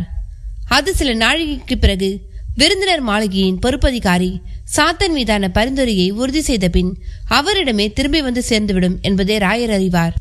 நல்லது ஐயா. நான் கேட்பதை தவறாக எடுத்துக்கொள்ளாதே. இந்த எண்ணெயில் உயிர் அபாயமான விஷயம் ஏதாவது இருக்கிறதா என்ற ராயரின் குரல் நடுங்கியது. என்னை சந்தேகப்படுகிறீர்களா ராயரே என்றான் அதிர்ச்சியுடன் சாத்தன். நிலைமையும் சூழ்நிலையும் அப்படி இருக்கிறது தம்பி. நான் சொல்வதை முழுவதுமாக கேள். அப்பொழுதுதான் என் கேள்வியில் உள்ள நியாயம் புரியும் என்ற ராயர் மன்னரின் மரணத்திலிருந்து கதையை ஆரம்பித்தார். அவர் சொன்னதை முழுதாக கேட்ட சாத்தன், உங்கள் சூழ்நிலை எனக்கு புரிகிறது. அந்த எண்ணெயில் நீங்கள் நினைப்பது போல் எதுவும் இல்லை. அப்படி நீங்கள் நினைத்தால் அந்த குடுவையை திரும்ப கொடுத்து விடுங்கள் என்றான் சாத்தன். கோபித்துக் கொள்ளாதே தம்பி. இந்த எண்ணெயால் தான் நான் நடமாடி கொண்டிருக்கிறேன். நான் சொன்னதை மறந்துவிடு. இந்த கிழவனை மன்னித்துவிடு. பெரிய வார்த்தைகள் கூறி என்னை வருத்தப்பட வைக்காதீர்கள். நல்லவன் நீ. அதனால தான் சட்டென்று கோபம் வருகிறது உனக்கு. போகும் வழியில் அந்த ஓவியங்களை பார்த்துவிட்டு போ. உன்னுடைய கருத்தை நீ தயங்காமல் கூறலாம். நிச்சயமாக பார்க்கிறேன் ஐயா. இப்பொழுது உங்களிடமிருந்து விடைபெறுகிறேன் என்று கிளம்பிய சாத்தனுக்கு தெரியாது அந்த ஓவியத்தில் இருக்கும் ரகசியத்தை தானே சபையில் உடைக்கப் போவது. அத்தியாயம் 6. சாத்தன் ராஜகுருவான பிரம்மராயரிடம் விடைபெற்று போன பின் பிரம்மராயர் மாளிகையின் உட்புறம் நோக்கி நடந்தார். உள்ளே இருந்த ஏராளமான அறைகளை கடந்து நடந்தவர் ஒரு அறைக்கு முன்பு நின்றதும் நிதானித்தார். சுற்றும் முற்றும் ஒரு முறை பார்த்து கொண்டவர் கதவை 3 முறை தட்டினார். பிறகு மீண்டும் 2 முறை தட்டினார். வினோதமான அந்த சங்கீத பரிமாற்றத்துக்கு பிறகு அறையின் உள்ளே சிறு சலசலப்பு எழுந்து அடங்கியது. பிறகு கதவின் தாழ்பால் திறக்கப்படும் ஓசை கேட்டது. பாலை உருவியபடி கதவை திறந்த 2 வீரர்கள் பிரம்மராயரை பார்த்ததும் தலை தாழ்த்தி நின்றனர். அருகே இருந்த மேசையில் ஆடுபுலி ஆட்டம் வரையப்பட்ட ஒரு தோல் சுருண்டு கிடந்தது. அதை பார்த்து புன்னகைத்துக் கொண்ட ராயர், பரவாயில்லை, என் சங்கீத பரிமாற்றத்தை சரியாக புரிந்து கொண்டு கதவை திறந்து விட்டீர்கள். இந்த சங்கீத பரிமாற்றத்தை நாம் 3 மட்டுமே அறிவோம். வேறு எந்த சத்தம் கேட்டாலும் நீங்கள் கதவை திறந்துவிடக்கூடாது. உங்கள் உத்தரவு இங்கே கடுமையாக பின்பற்றப்படுகிறது. வெளியே வேறு எந்த சத்தம் கேட்டாலும் கதவை திறக்க மாட்டோம். நல்லது. என்னுடைய தீவிர விசுவாசிகளும் மிக சிறந்த வீரர்களுமான உங்கள் இருவரையும் இங்கே அபராஜிதவர்மனுக்கு பாதுகாவலர்களாக வைத்திருக்கிறேன். அவருடைய உயிருக்கு நீங்கள் இருவரும் தான் பொறுப்பு. எங்கள் உயிரை கொடுத்தாவது மன்னரின் உயிரை காப்பாற்றுவோம் ராயரே. நீலனுக்கு அடுத்தது நான் உங்களைத்தான் நம்புகிறேன். நீலன் மட்டும் நாடு கடத்தப்படாமல் இருந்திருந்தால் இந்த பணிக்கு நான் அவனைத்தான் நியமித்திருப்பேன். மறைந்த மன்னரிடம் அவனை மன்னிக்கும்படி நான் சமயம் கிடைக்கும் போதெல்லாம் பேசி வந்திருக்கிறேன். அபராஜிதனுக்கான இடையூறுகளை நீக்கிய பின்பு நீலனை மீண்டும் மெய்காப்பாளனாக நியமிக்க இருக்கிறேன். அபராஜிதவர்மன் எங்கே என்றார் ராயர். நீங்கள் வருவதற்கு முன்பு வரை எங்களுடன் ஆடுபுலி ஆட்டம் விளையாடி கொண்டிருந்தார். இப்பொழுதுதான் பக்கத்து அறைக்குள் நுழைந்தார். சரி, விழிப்பாக இருங்கள், நான் அவனை பார்த்துவிட்டு வருகிறேன் என்ற ராயர் அருகில் இருந்த அறைக்குள் நுழைந்தார். அறையில் இருந்த ஜன்னல் வழியாக ஒருவன் வெளியுலகை வேடிக்கை பார்த்து கொண்டிருந்தான். ராயரின் வருகையை உணர்ந்தவன் மெல்ல திரும்பி ராயரை பார்த்தான். அபராஜிதவர்மனுக்கு 14 அல்லது 15 வயதிருக்கலாம். அவன் உதட்டின் மேல் பூனை முடி போல் அரும்பு மீசை முளைக்க தொடங்கியிருந்தது. மகரக்கட்டின் காரணமாக அவனது குரல் உடைப்பட்டு ஒரு வாலிபனின் குரலைப் போல மாறத் தொடங்கியிருந்தது. அவனது முகத்தில் வெளி உலகம் அறியாத கபடமின்மையும் குறும்புத்தன்மும் நிரம்பியிருந்தன. ராயரை பார்த்து வணங்கியவன், இன்னும் எத்தனை நாள் எனக்கு இந்த சிறைவாசம்? ஒரு அரசனையை சிறை வைத்திருப்பது முறைதானா ராயரே என்றான். இது தற்காலிகம்தான் வர்மா. இது நிரந்தர சிறைவாசமாக மாறிவிடக்கூடாது என்பதற்காகத்தான் நான் பாடுபட்டு கொண்டிருக்கிறேன். என்ன சொல்கிறீர்கள்? உன் தந்தையை கொன்றவன் உன்னையும் சிறைப்பிடித்து விடுவானோ என்று நான் அஞ்சுகிறேன். அவனது சிறை வித்தியாசமானது. கம்பிகள் அற்ற திறந்த வெளி சிறை. அவற்றில் கம்பிகளுக்கு பதிலாக மதுவும் மாதுவும் இருக்கலாம். என் தந்தையை கொன்றது நஞ்சுண்டன் என்று நினைக்கிறீர்களா? அதற்கு ஏதேனும் ஆதாரம் இருக்கிறதா? அப்படி இருந்தால் என்னிடம் காட்டுங்கள். அவனை சிரசேதம் செய்ய உத்தரவிடுகிறேன். இளம் ரத்தம் சூடேறி கொதிக்கிறது. பொறுமையாக இரு வர்மா. என் உள்ளுணர்வு நஞ்சுண்டன் சதிகாரன் என்று சொல்கிறது. ஆனால் அதற்கு எந்த ஆதாரமும் என்னிடம் இல்லை. சந்தேகத்தையும் உள்ளுணர்வையும் வைத்து ஒருவனை தண்டிக்க முடியாது. ஆமாம், ஆதாரத்தை இன்று மாலைக்குள் நாம் சேகரித்து விடலாம். அதற்காக ஒருவனை இங்கே வரவழைத்திருக்கிறேன். அவன் வந்துவிட்டால் காட்சிகள் தலைகீழாக மாறிவிடும் என்ற ராயர் ஆதித்தனையும் ஓவியத்தை பற்றியும் விளக்கமாக கூறி முடித்தார். நீங்கள் ஒரு கல்வனை நம்புவதும் அவனை புகழ்ந்து பேசுவதும் எனக்கு வியப்பாக இருக்கிறது. சேற்றிலும் செந்தாமரை மலரும் வர்மா. நீயே அவன் திறமையை நேரில் காணும்பொழுது நம்புவாய். நல்ல விஷயம் நடந்தால் சரி. இப்பொழுதைக்கு நஞ்சுண்டனின் உயிர் ஆதித்தனின் கையில் இருக்கிறது. ஆமாம், ஒற்றர் படையிலிருந்து எனக்கு ஒரு தகவல் வந்திருக்கிறது. ஆதித்தனை நஞ்சுண்டன் தீவிரமாக தேடிக்கொண்டிருப்பதாக. அவனது குதிரை அகப்பட்டு விட்டதால் அதை வைத்து ஆதித்தனை பிடிக்க நஞ்சுண்டன் திட்டமிட்டிருக்கிறான். நஞ்சுண்டனின் திட்டத்தை மீறி ஆதித்தன் உள்ளே வந்து விடுவான். அவனை பற்றி கவலைப்பட வேண்டாம். என் கவலையெல்லாம் என் அன்னையை பற்றி. இப்பொழுது அவரின் உடல்நிலை எப்படி இருக்கிறது? அரசரின் எதிர்பாராத இறப்பு அரசியாரின் உடல் மனநிலையை கடுமையாக பாதித்துவிட்டது. முன்பை விட இப்பொழுது அவரின் நிலைமை நலமாகவே இருக்கிறது. என் அன்னையின் அருகிலிருந்து பார்த்துக்கொள்ள முடியாத பாவியாகிவிட்டேன். எல்லாம் இந்த பாழாய்ப்போன அரச பதவி செய்த மாயம். கவலைப்படாதே வர்மா. இன்றோடு உன் சிறைவாசத்திற்கு ஒரு முடிவுரை எழுதுவான் ஆதித்தன். உன் பாதுகாப்பிற்காக அதுவரை பொறுமையாக இரு. என் பாதுகாப்பிற்கு தான் வீரர்கள் இருக்கிறார்களே. அவர்கள் இருக்கிறார்கள். உன் பாதுகாப்பிற்கு உன்னிடம் ஆயுதம் இருக்கிறதா என்று கேட்டேன். அபராஜிதவர்மன் தன் இடுப்பிலிருந்த வாளையும் குறுவாளையும் தொட்டு காட்டினான். கவனம் என்ற ராயர் அந்த அறையிலிருந்து வெளியேறினார். வெளியே இருந்த காவல் வீரர்களுக்கு சில ஆலோசனைகளை கூறியவர் மாளிகை வாசலுக்கு வந்தார். வாசலில் இருந்த 2 வீரர்கள் கீழே விழுந்து கிடப்பதையும் அவர்கள் கழுத்தில் சிறு ஊசிகள் பாய்ந்திருப்பதையும் பார்த்தவர் மறைந்திருந்து பார்த்தது போதும். நீலா, வெளியே வா என்றார். நீலன் மறைவிலிருந்து வெளியே வந்தான். அவன் கையில் ஒரு விரியன் பாம்பு சீறிக்கொண்டிருந்தது. அதே நேரம் அரண்மனை வாசலில் நின்றிருந்த பகலவன் சாத்தன் தன் ஆட்களோடு ஓவிய கூடத்திற்குள் நுழைவதை பார்த்து கொண்டிருந்தான். அரண்மனை வாசலில் கட்டப்பட்டிருந்த குதிரையை பலரும் பார்வையிட்டு சென்று கொண்டிருந்தனர். யாரை பார்த்தும் குதிரை தனது உடலை சிலிர்க்கவில்லை. பிரம்மராயர் உள்ளே வரும்பொழுது ஆதித்தனின் குதிரையை பார்த்தால் கண்டிப்பாக ஏதாவது கேள்விகள் கேட்பார் என்பதால் ராயர் வரும்பொழுது குதிரையை லாயத்தில் கட்ட நஞ்சுண்டன் உத்தரவிட்டிருந்தான். நஞ்சுண்டனின் உத்தரவை காவலர்களிடம் பேச்சு கொடுத்து மோப்பம் பிடித்திருந்த பகலவன் என்ற பெயரில் இருந்த ஆதித்தன் ராயரின் வருகைக்காக காத்திருந்தான். அத்தியாயம் 7. நிலைமை முற்றாக தனக்கு சாதகமாக இல்லை என்பதை உணர்ந்த பகலவன் ஏதேனும் அதிசய சம்பவம் நிகழ்ந்தால் மட்டுமே தான் உள்ளே பிரவேசிக்க முடியும் என்பதை உணர்ந்திருந்தான். தான் மிகவும் அன்பு செலுத்திய தன்னுடைய குதிரையான மோகினியை எதிரி தன்னை பிடிப்பதற்கான பொறியாக பயன்படுத்துவான் என்பதை அவன் சற்றும் எதிர்பார்க்கவில்லை. உள்ளே பிரவேசிக்க வேறு ஏதாவது உபாயங்களை தேட வேண்டியதுதான் என்று அவன் நினைத்து கொண்டிருந்த பொழுதுதான் அரண்மனைக்கான சாலையில் அந்த சிறு கூட்டத்தை அவன் கண்டான். அது ராயரின் பரிவாரம். நடுநாயகமாக ராயரின் பல்லக்கு பயணிக்க அதை சுற்றிலும் பாதுகாப்பு படை வீரர்கள் அணிவகுக்க அந்த சிறு கூட்டம் அரண்மனையை நெருங்கிக் கொண்டிருந்தது.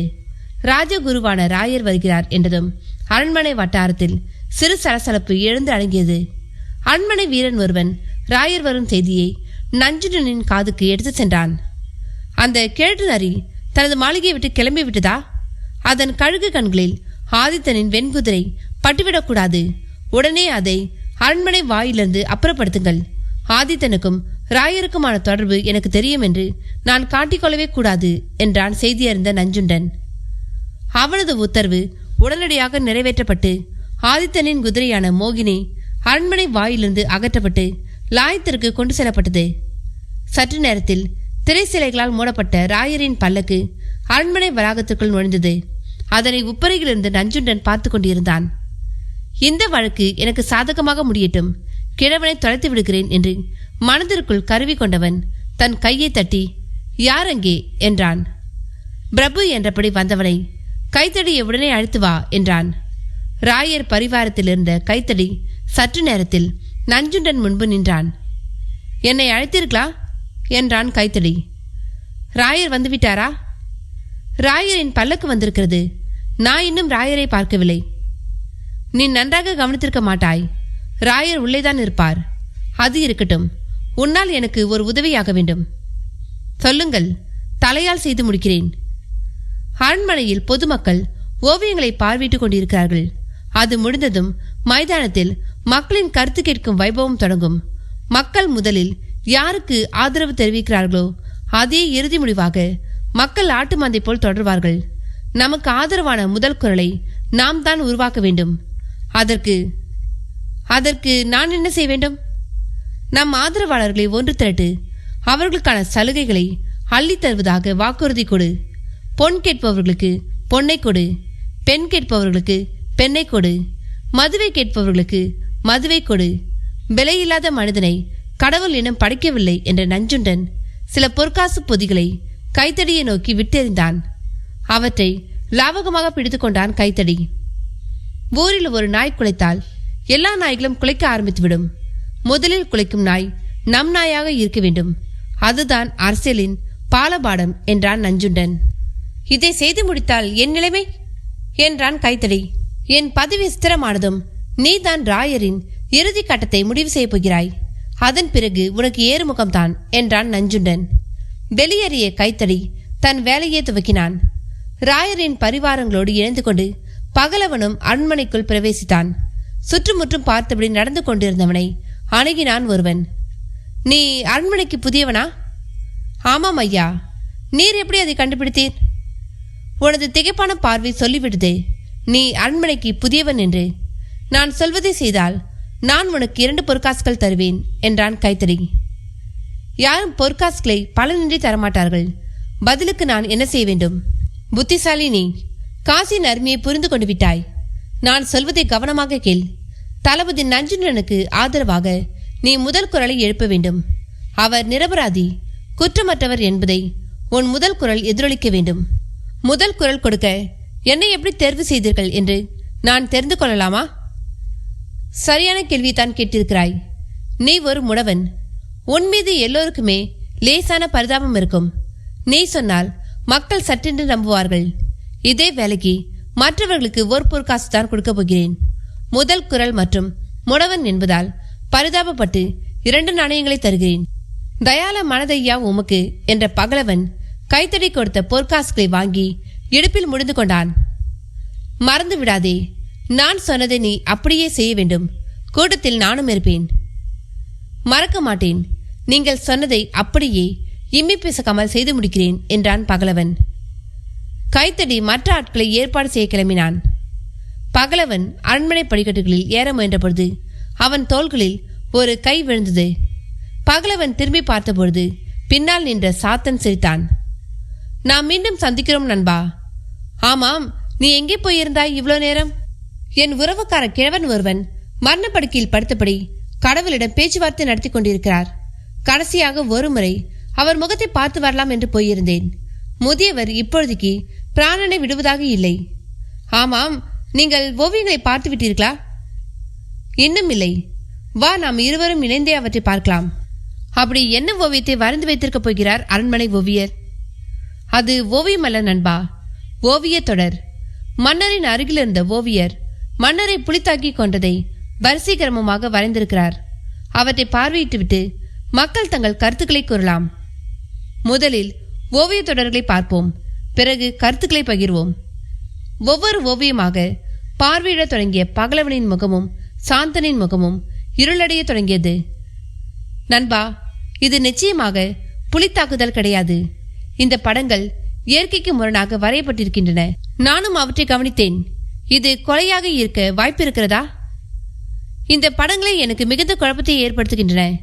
உன் கேள்விக்கு என்ன பதில் கூறுவது என்றே எனக்கு தெரியவில்லை. எனக்கு ஒரு விஷயத்தை நீ உறுதிப்படுத்தினால் என் கேள்விக்கு பதில் கிடைத்துவிடும். என்ன கேட்கப் போகிறாய்? கடைசி படத்தை நன்றாக கவனி. மன்னர் இறந்து கிடக்கிறார்.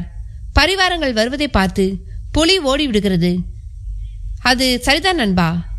மேலே உள்ள நீல நிற வானத்தை கவனி. அதில் மேகங்கள் நடுவே பறவைகள் இருப்பது போல் இருப்பது ஒரு மனிதனின் உருவத்தை காட்டவில்லையா? சாத்தன் வானத்தை உற்று கவனித்தான். நீல நிற வானத்தின் நடுவே மேகங்களுக்கு இடையே ஒரு மனிதனின் முகம் வரையப்பட்டிருந்தது. சாத்தனின் முகத்தில் அதிர்ச்சி பரவியது. இவன் தான், இந்த மனிதன் தான் என்னிடம் புலி நகத்தை கேட்டு வாங்கியவன் என்றான் சாத்தன் பதற்றத்துடன். அரண்மனை வாசலில் காவலர்களின் உடை அணிந்து நுழைந்து கொண்டிருந்தான் நீலன். அத்தியாயம் 8. அரண்மனை தர்பார் மண்டபம் மக்கள் கூட்டத்தால் நிரம்பி இருந்தது. திரண்டிருந்த மக்கள் கூட்டத்தை சற்று மிரட்சியுடன் பார்த்து கொண்டிருந்த நஞ்சப்பனின் விழிகள் கூட்டத்தின் நடுவே இருந்த தனது விசுவாசியான கைத்தடியை அடையாளம் கண்டு கொண்டன. எல்லா ஏற்பாடுகளும் தயார்தானே என்று தனது கண் அசைவின் அலையை கேட்டான் நஞ்சப்பன். தனது தலையை அசைத்து எல்லா ஏற்பாடுகளையும் கணக்கச்சிதமாக செய்து முடித்து விட்டதாக பதில் கூறினான் கைத்தடி. எங்கே அந்த கிழவனை இன்னும் காணோம் என்று முணுமுணுத்துக் கொண்டான் நஞ்சப்பன். அதே நேரம் அரசவைக்குள் நுழைந்தது ஒரு பல்லக்கு. ராயரின் ஆட்கள் தூக்கி வந்த அந்த பல்லக்கு திரைச்சிலைகளால் மூடப்பட்டு இருந்தது. அந்த திரைச்சிலையை விலக்கிக் கொண்டு ஒரு கால் தரையில் பதிந்தது. அந்த காட்சியை பார்த்து கொண்டிருந்த சாத்தன், நாம் பார்க்கும் பொழுது ராயர் நடமாடும் நிலையில் தானே இருந்தார், இங்கே ஏன் பல்லக்கில் வந்திருக்கிறார் என்று குழம்பினான். பெண்களும் நடமாட முடியாத முதியவர்கள் மட்டுமே பல்லக்கை பயன்படுத்துவார்கள் என்பதால் நடமாடும் நிலையில் இருக்கும் ராயர் பல்லக்கை பயன்படுத்தியது அவனுக்கு விசித்திரமாக தோன்றியது. திரைச்செலியை விலக்கிக் கொண்டு எழுந்து நின்றார் பிரம்மராயர். சம்பிரதாயமான ஒரு போலி வணக்கத்தை வழங்கினான் நஞ்சுண்டன். தன் தொண்டையை செரும்பிக் கொண்ட ராயர், நாட்டு மக்களுக்கு வணக்கம். இப்பொழுது இங்கே ஒரு குற்ற விசாரணை நடைபெறப் போகிறது. மன்னரை வேட்டைக்கு அழைத்து சென்ற தளபதி நஞ்சுண்டன் பிணமாக திரும்ப கொண்டு வந்ததையும் அது ஒரு திட்டமிட்ட கொலை என்று நீங்கள் நஞ்சுண்டன் மீது சந்தேகப்படுவதையும் நான் அறிவேன். தன் மீதான சந்தேகத்தை போக்க மறைந்த மன்னருடன் கடைசி வரை இருந்த அரண்மனை ஓவியரை புலித்தாக்கும் காட்சியை வரை சொல்லியிருந்தார் தளபதி. அந்த ஓவியத்தை நீங்கள் அனைவரும் பார்த்திருப்பீர்கள் என்று நான் நம்புகிறேன். ஒரு பானை சோற்றுக்கு ஒரு சோறு பதம் என்ற பழமொழிக்கேற்ப நாட்டு மக்களின் பிரதிநிதியான நீங்கள் உங்கள் கருத்தை கூறலாம். ஒரு சந்தேகத்தை கேட்கலாமா ராயரே என்றது ஒரு குரல். தைரியமாக எந்த கேள்வியை வேண்டுமானாலும் கேட்கலாம். அதற்கு உங்களுக்கு பூர்ண உரிமை உண்டு.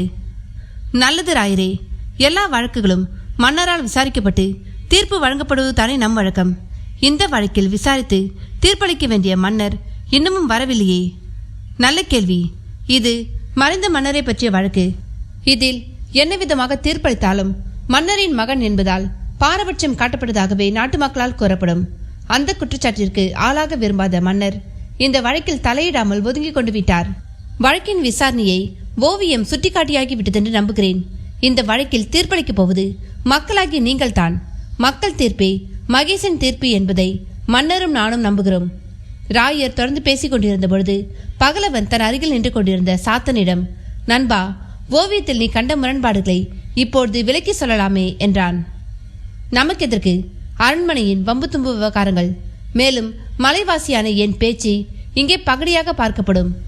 அதனால் இங்கே நான் மௌனமாக இருப்பதே உசிதமான காரியம் என்றான் சாத்தன். அப்படியானால் நீ உண்மையை மறைக்க துணை போகிறாய் என்று அர்த்தம். சரி, அப்படித்தான் வைத்துக் கொள்வேன். நீதான் முன்னாள் படை வீரனாயிட்டே. எங்கே நான் சொல்ல மறுக்கும் உண்மையை நீ சொல்லலாமே. சொல்லத்தான் போகிறேன் என்றான் பகலவன். பேசி முடித்த ராயர், இப்பொழுது தீர்ப்பு வழங்கும் நேரம். மக்கள் தங்கள் குரல் மூலமாக தீர்ப்பை கூறலாம். 2 கேள்விகள் தான் நான் கேட்பேன். நஞ்சுண்டன் நிரபராதியா, குற்றவாளியா? மக்களின் ஆதரவு எந்த பதிலுக்கு அதிகம் என்பதை பொறுத்து தீர்ப்பு வழங்கப்படும். மக்களின் தீர்ப்பை நானே முன்மொழிவேன். கூடியிருந்த மக்களை அமைதியாக ஒருமுறை பார்த்த ராயர், நஞ்சுண்டன் குற்றவாளியா என்ற முதல் கேள்வியை வீசினார். கூட்டத்திலிருந்த கைத்தடி பகலவனை பார்த்து ஆரம்பி என்பதாக சைகை செய்தான். தன் உதடுகளை திறந்த பகலவன் ஆம் என்றான். பகலவன் தன் முதல் குரலை மாற்றி எழுப்பியதால் கைத்தடியின் கையூட்டு வாங்கிய ஆதரவாளர்கள் குழம்பி போனார்கள். திரண்டிருந்த மக்கள் கூட்டத்தாரிடையே நஞ்சுண்டன் குற்றவாளி என்ற நினைப்பு இருந்தாலும் இவன் மீதான குற்றத்தை எப்படி மெய்ப்பிப்பது என்ற குழப்பம் இருந்ததால் யாருமே வாய் திறக்கவில்லை. நஞ்சுண்டனுக்கு எதிராக எழுந்த முதல் குரலும் கடைசி குரலும் பகலவனுடையதுதான் என்பதால் அனைவரின் கவனமும் அவன் மீது குவிந்தது. தனித்து நின்றாலும் தைரியமாக நின்ற அந்த வாலிப வீரனை பார்த்த ராயர், யாரப்பா நீ என்றார். நான் ஒரு அந்நியன், வழிபோக்கன், யாத்ரிகன். இதில் எது பொருத்தமோ அதே வைத்துக் கொள்ளுங்கள். உன் பெயர்? ஆதித்தன் பகலவன் என்ற இன்னொரு பெயரும் உண்டு. ராயர் ஆதித்தனை அடையாளம் கண்டு கொண்டு விட்டார். அவர் முகத்தில் மகிழ்ச்சி குடிக்கொண்டது. உனது ஊர்? யாதும் ஊரே யாவரும் கேளீர் என்ற முதுமொழியை பின்தொடர்பவன் நான். எல்லா நாடுகளும் எனது நாடுகளே. நல்லது தம்பி, நீ எதை வைத்து நஞ்சுண்டனை குற்றவாளி என்கிறாய்? அதற்கான ஆதாரங்கள் அந்த ஓவியங்களில் இருப்பதால், அவற்றை நான் மட்டுமே கண்டு கொண்டதால். இங்கே இருக்கும் யார் கணக்கும் தெரியாத விஷயம் உன் ஒருவனுக்கு மட்டும் தெரிந்துவிட்டது என்கிறாயா? ஆம், மற்றவர்கள் பார்க்க தவறியவற்றை நான் பார்த்திருக்கிறேன் என்கிறேன். சபையில் சலசலப்பு நிலவியது.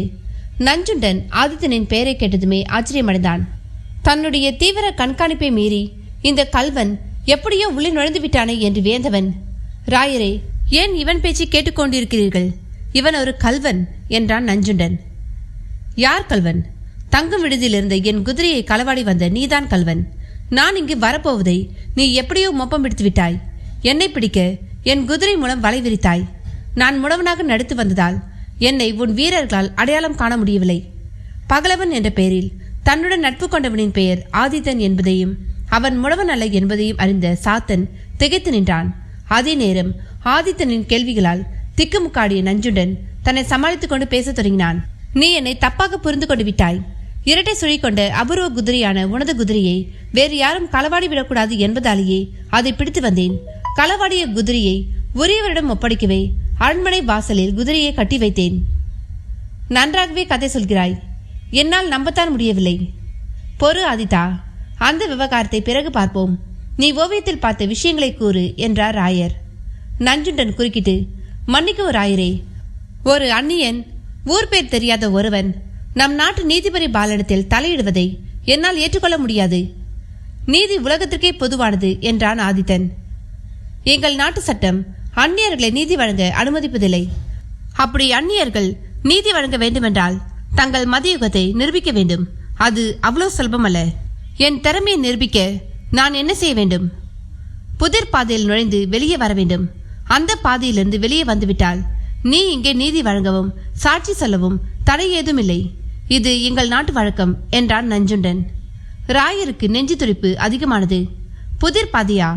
அதிலிருந்து இதுவரை யாரும் உயிரோடு திரும்ப வந்ததில்லையே என்றார் அதிர்ச்சியுடன். ஆதித்தன் சிரித்தபடி, சாவி இல்லாத பூட்டுக்கள் தயாரிக்கப்படுவதில்லை. தீர்வு இல்லாத பிரச்சனைகள் உலகிலேயே இல்லை. அந்த பாதையில் பயணிக்க நான் தயார் என்றான். நஞ்சுண்டன் தனக்குள் சிரித்தபடி, திரும்ப வந்தால்தானே நீ நீதி வழங்குவாய் என்று நினைத்து கொண்டான். அத்தியாயம் 9. அந்நியனான தான் இங்கே நீதி வழங்கவோ சாட்சியம் கூறவோ வேண்டுமெனில் நஞ்சுண்டன் சொல்லும் புதிர் பாதையில் பயணித்து வெளியே வர வேண்டும் என்பதை ஆதித்தன் தெரிந்து கொண்டான். அந்த நாட்டு வழக்கத்தை பின்பற்றி தன்னை புதிர் பாதையிலேயே வைத்து கதையை முடித்துவிட நஞ்சுண்டன் திட்டமிட்டு இருப்பதை தெரிந்து கொண்டான் ஆதித்தன். தனக்கு உதவி செய்ய வந்த ஆதித்தன் இப்படி ஒரு இக்கட்டில் சிக்கி தவிப்பான் என்பதை பிரம்மராயர் சற்றும் எதிர்பார்க்கவில்லை. இந்த இடத்தில் நஞ்சுண்டன் ஆதித்தனை முந்திக் கொண்டு விட்டதாக ராயருக்கு தோன்றியது. இந்த இக்கட்டினை ஆதித்தன் எப்படி கடந்து வருவான் என்ற கவலையும் ஆயாசமும் அவரது முதிய மனதில் குடிக்கொண்டது. ஆதித்தனுக்கும் தனக்கு மட்டுமே புரிந்த ஓவிய ரகசியத்தை நாட்டின் குடிமகனான தான் தலையிட்டு தீர்த்திருந்தால் ஆதித்தன் புதிர்பாதை என்ற அபாயத்தில் வீணாக சிக்கியிருக்க மாட்டானோ என்ற சுய பரிதாபத்தில் குமைந்து கொண்டிருந்தான் சாத்தன். தந்தையின் கட்டளையை ஏற்று முதலாக அரண்மனைக்கு வருகை தந்த அவன் வீண் விவகாரங்களில் தலையிட்டு தந்தையின் கோபத்தை சம்பாதித்துக் கொள்ள விரும்பவில்லை. அதனால் அவன் மௌனமாகவே இருந்துவிட்டான். புதிர் பாதையை பற்றி சிறிதும் தெரியாத ஆதித்தனிடம் அதை பற்றி விளக்கி கூற ஆரம்பித்தார் ராயர். மறைந்த மன்னர் உருவாக்கிய வழிதான் புதிர் பாதை. 20 அடி நீளம் கொண்ட 5 வழிகள் திறந்திருக்கும். அதில் ஒரே ஒரு வழிக்குதான் மறுவாசல் உண்டு. அதில் நுழைபவர்கள் மட்டுமே உயிருடன் மறுவாசல் வழியே வெளியே வர முடியும். மற்ற 4 வாசல்களில் நுழைபவர்கள் உள்ளே இருக்கும் அபாயகரமான பொறிகளில் மாட்டி உயிரை இழக்க வேண்டியதுதான். இந்த 5 வழிகளில் சரியான வழி எதுவென்று இதுவரை யாருக்கும் தெரியாது. அந்த சரியான வழியில் யாரும் இதுவரை உயிருடன் திரும்ப வந்ததில்லை. மறைந்த மன்னர் தன்னால் தீர்ப்பு வழங்க முடியாத வழக்குகளில் குற்றவாளிகளை புதிர் பாதைக்குள் அனுப்புவதை வாடிக்கையாக வைத்திருந்தார். இறைவன் விரும்பினால் அவன் சரியான வழியில் வெளியே வந்து தன்னை நிரபராதி என்று நிரூபிக்கட்டுமே என்பது மன்னரின் எண்ணம். சிலரின் அறிவை அறியும் அளவுகோலாகவும் அந்த புதிர் பாதை விளங்கியது. புதிர் பாதையின் பூர்வாசிரமத்தை கேட்டு ஆதித்தன் சிந்தனையில் ஆழ்ந்தான். அவனது நெருங்கிய நண்பனும் கால முன்னோடியுமான பைராகி கட்டிடக்கலை பற்றியும் குகைகளின் அமைப்பை பற்றியும் புதிர் பாதைகளை அமைப்பது பற்றியுமான பல விஷயங்களை ஆதித்தனுடன் உரையாடி இருக்கிறான். அவற்றை மீண்டும் நினைவுக்கு கொண்டு வந்த ஆதித்தன், ராயரே, உங்கள் நாட்டு வழக்கத்தை நான் மீற விரும்பவில்லை. அந்த பாதையிலிருந்து நான் உயிரோடு திரும்ப வருவேனா இல்லையா என்று தெரியாது. அதனால் அந்த பாதையில் பிரவேசிக்கும் முன்பாக நான் இந்த ஓவியத் தொடரை வரைந்த ஓவியரை பாராட்ட விரும்புகிறேன் என்றான். அவர் வாய்ப்பேச முடியாதவராயிற்றே. அதனால தான் வரையின் திறமையை கடவுள் அள்ளி கொடுத்திருக்கிறார். ஒரு கலைஞனுக்கு மிகுந்த மகிழ்ச்சி தருவது அவனது படைப்பை மற்றவர்கள் பாராட்டுவது தானே. அந்த ஓவியரை இங்கே வரவழையுங்கள் என்றான் ஆதித்தன். சில நிமிடங்களில் ஓவியர் அங்கே வருகை தந்தார். அவரை கட்டி அணைத்து தனது பாராட்டுகளை தெரிவித்தான் ஆதித்தன். தான் படத்தில் வரைந்த விஷயங்களை ஆதித்தன் புரிந்து கொண்டு விட்டான் என்பதை அறிந்த ஓவியரின் முகம் மலர்ந்தது. தான் ஒரு பரிசு தர விரும்புவதாக ஓவியர் சைகையில் கூற ஆதித்தன் அதை பெற்றுக்கொள்ள சம்மதித்தான். தனது மனைவியும் மகளும் நஞ்சுண்டனின் பிடியில் இருப்பதை சூசகமாக பசுவும் கன்றும் சங்கிலியால் கட்டப்பட்டிருப்பதை போன்ற ஓவியத்தை ஏற்கனவே வரைந்து வைத்திருந்த ஓவியர் அதை ஆதித்தனுக்கு பரிசாக கொடுத்தார். அதன் உள்ளர்த்தத்தை புரிந்து கொண்டு விட்ட ஆதித்தன் அதை வாங்கி தன் நண்பனான சாத்தனிடம் கொடுத்தான். நண்பா, புதிர் பாதையில் பிரவேசிக்கும் நான் உயிருடன் திரும்ப வராவிட்டால் என் நினைவாக இந்த ஓவியத்தை வைத்துக்கொள். நான் தரும் அன்பு பரிசு இது என்றான் ஆதித்தன். சாத்தனின் இரும்பு மனமும் இலகத் தொடங்கியது. நன்றி நண்பா, உனக்கு பரிசாக கொடுக்க என்னிடம் எதுவும் இல்லையே என்றான் சாத்தன் ஆற்றமையுடன். ஏன் இல்லை? உன் இடுப்பில் இருக்கும் சிறு பொதி மூட்டையை பரிசாக எனக்கு கொடுக்கலாமே. அது வெறும் தினைமாவு நண்பா. அதை வைத்து என்ன செய்ய போகிறாய்? மரணிக்கும் பொழுது உன் நினைவாக மரணிக்கலாம் அல்லவா? அபசகுணமாக பேசாதே நண்பா. நீ வெற்றியுடன் திரும்ப வருவாய். சாத்தனிடம் விடைபெற்று வந்த ஆதித்தன் ராயரிடம், ராயரே, எனக்கு கடைசியாக ஒரு ஆசை உள்ளது. அதை மட்டும் நிறைவேற்றுங்கள் போதும் என்றான். என்ன விஷயம் ஆதித்தா என்ற ராயரின் காதில் கிசுகிசுத்தான் ஆதித்தன். ராயரின் முகம் மாறியது. கண்டிப்பாக நீ சொன்ன விஷயத்தை நான் கவனிக்கிறேன் என்றார் ராயர். அப்படியானால் புதிர் பாதையில் பிரவேசிக்க நானும் தயார் என்றான் ஆதித்தன். கணிசமான கூட்டம் பின்தொடர அரண்மனை வளாகத்திற்குள் இருந்த புதிர் பாதை அரங்கிற்கு வந்து சேர்ந்தான் ஆதித்தன். கல் பரவிய தாழ்வாரத்தில் நடந்தவர்கள் ஓரிடத்தில் நின்றார்கள். அங்கே 5 வாசல்கள் உள்ளடங்கி காணப்பட்டன. அங்கே ஆதித்தனை நிறுத்தி வைத்த ராயர், நாங்கள் அனைவரும் மறுவாசலில் காத்திருப்போம். சரியான வாசலை கண்டுபிடித்து வெளியே வருவது இனி உன் பொறுப்பு என்றார். மக்கள் அனைவரும் கிளம்பிய பின் ராயர் ஆதித்தனின் தோளில் தட்டினார். எனக்கே தெரியாத ஒரு ரகசியம் நாட்டில் உள்ளதென்றால் அது இந்த புதிர்பாதை ரகசியம்தான். இதில் சரியான வழி எதுவென்று எனக்கே தெரியாது. உனக்கு உதவி செய்ய முடியாததற்கு வருந்துகிறேன் என்றார் ராயர். என் திறமையை சிறுமைப்படுத்தாதீரும் ராயரே. எனக்கு உதவி செய்ய வேறு மார்க்கம் உண்டு என்ற ஆதித்தன் சாத்தன் தன்னிடம் கொடுத்த தினைமாவு பொதியை தலைக்கு மேல் அந்தரத்தில் பிரித்து வீசினான். ஆதித்தா, இதென்ன பைத்தியகாரத்தனம் என்றார் ராயர் அவனது செயலின் காரணம் புரியாமல். இல்லை, புத்திசாலித்தனம் என்ற ஆதித்தன் தலையை கூர்ந்து கவனித்துக் கொண்டிருந்தான். அவன் முகத்தில் வெளிச்சம் பரவியது. ராயரே, இன்னும் சற்று நேரத்தில் நாம் இருவரும் மறுவாசலில் சந்திப்போம் என்ற ஆதித்தன் குகைப்பாதை ஒன்றில் பிரவேசித்தான். குழப்பத்துடன் ராயர் மறுவாசலுக்கு நகர்ந்தார். அவருடன் இருந்த காவல் வீரர்களில் ஒருவனாக நீலனும் வந்து கொண்டிருந்தான். ராயருக்கு மட்டுமே கேட்கும் குரலில், ராயரே என்றான் நீலன். நீலனை அந்த உடையில் எதிர்பாராத ராயர் திடுக்கிட்டார். அத்தியாயம் 10. 20 அடி நீளமுள்ள குகைப்பாதையில் நடந்து கொண்டிருந்தான் ஆதித்தன். அவனது மனம் எப்பொழுதோ நடந்த ஒரு நிகழ்ச்சியை எண்ணி பார்த்தது. தனது நண்பனான பைராகியோடு காட்டிற்கு வேட்டையாட சென்ற ஆதித்தன் ஒரு முரட்டு கரடி துரத்தியதால் குகை ஒன்றில் தஞ்சமடைந்தான். இயற்கையாக அமைந்த அந்த குகை இந்த புதிர்பாதையை போன்ற அமைப்பை கொண்டது.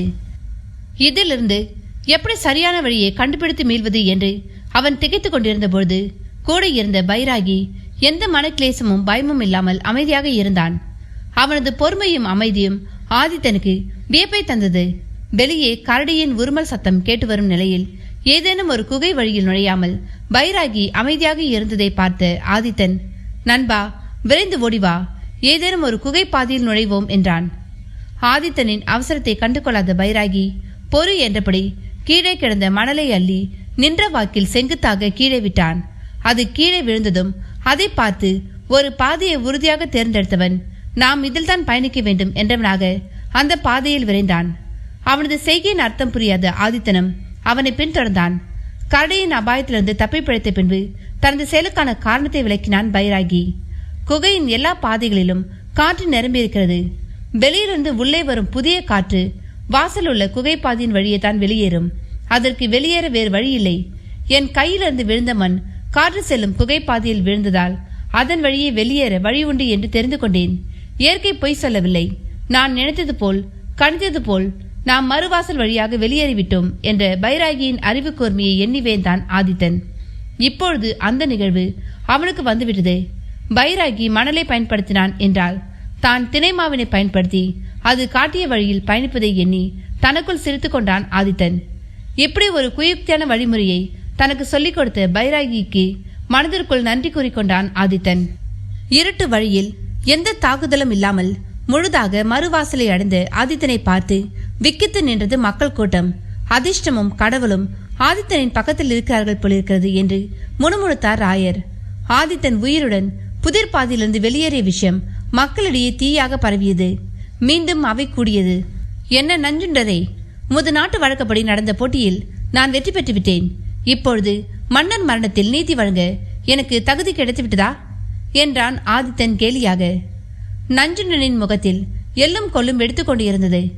ஆதித்தன் புதிர் பாதையிலிருந்து உயிரோடு திரும்பி வந்ததை அவனால் சிறிதும் ஜீரணிக்க முடியவில்லை. இது என்னுடைய விருப்பமல்ல, மறைந்த மன்னரின் விருப்பம். அதை நிறைவேற்றுவது என்னுடைய கடமை. நீ போட்டியில் வென்று வந்ததில் எனக்கு மகிழ்ச்சிதான் என்றான் வேண்டாவெறுப்பாக நஞ்சுண்டன்.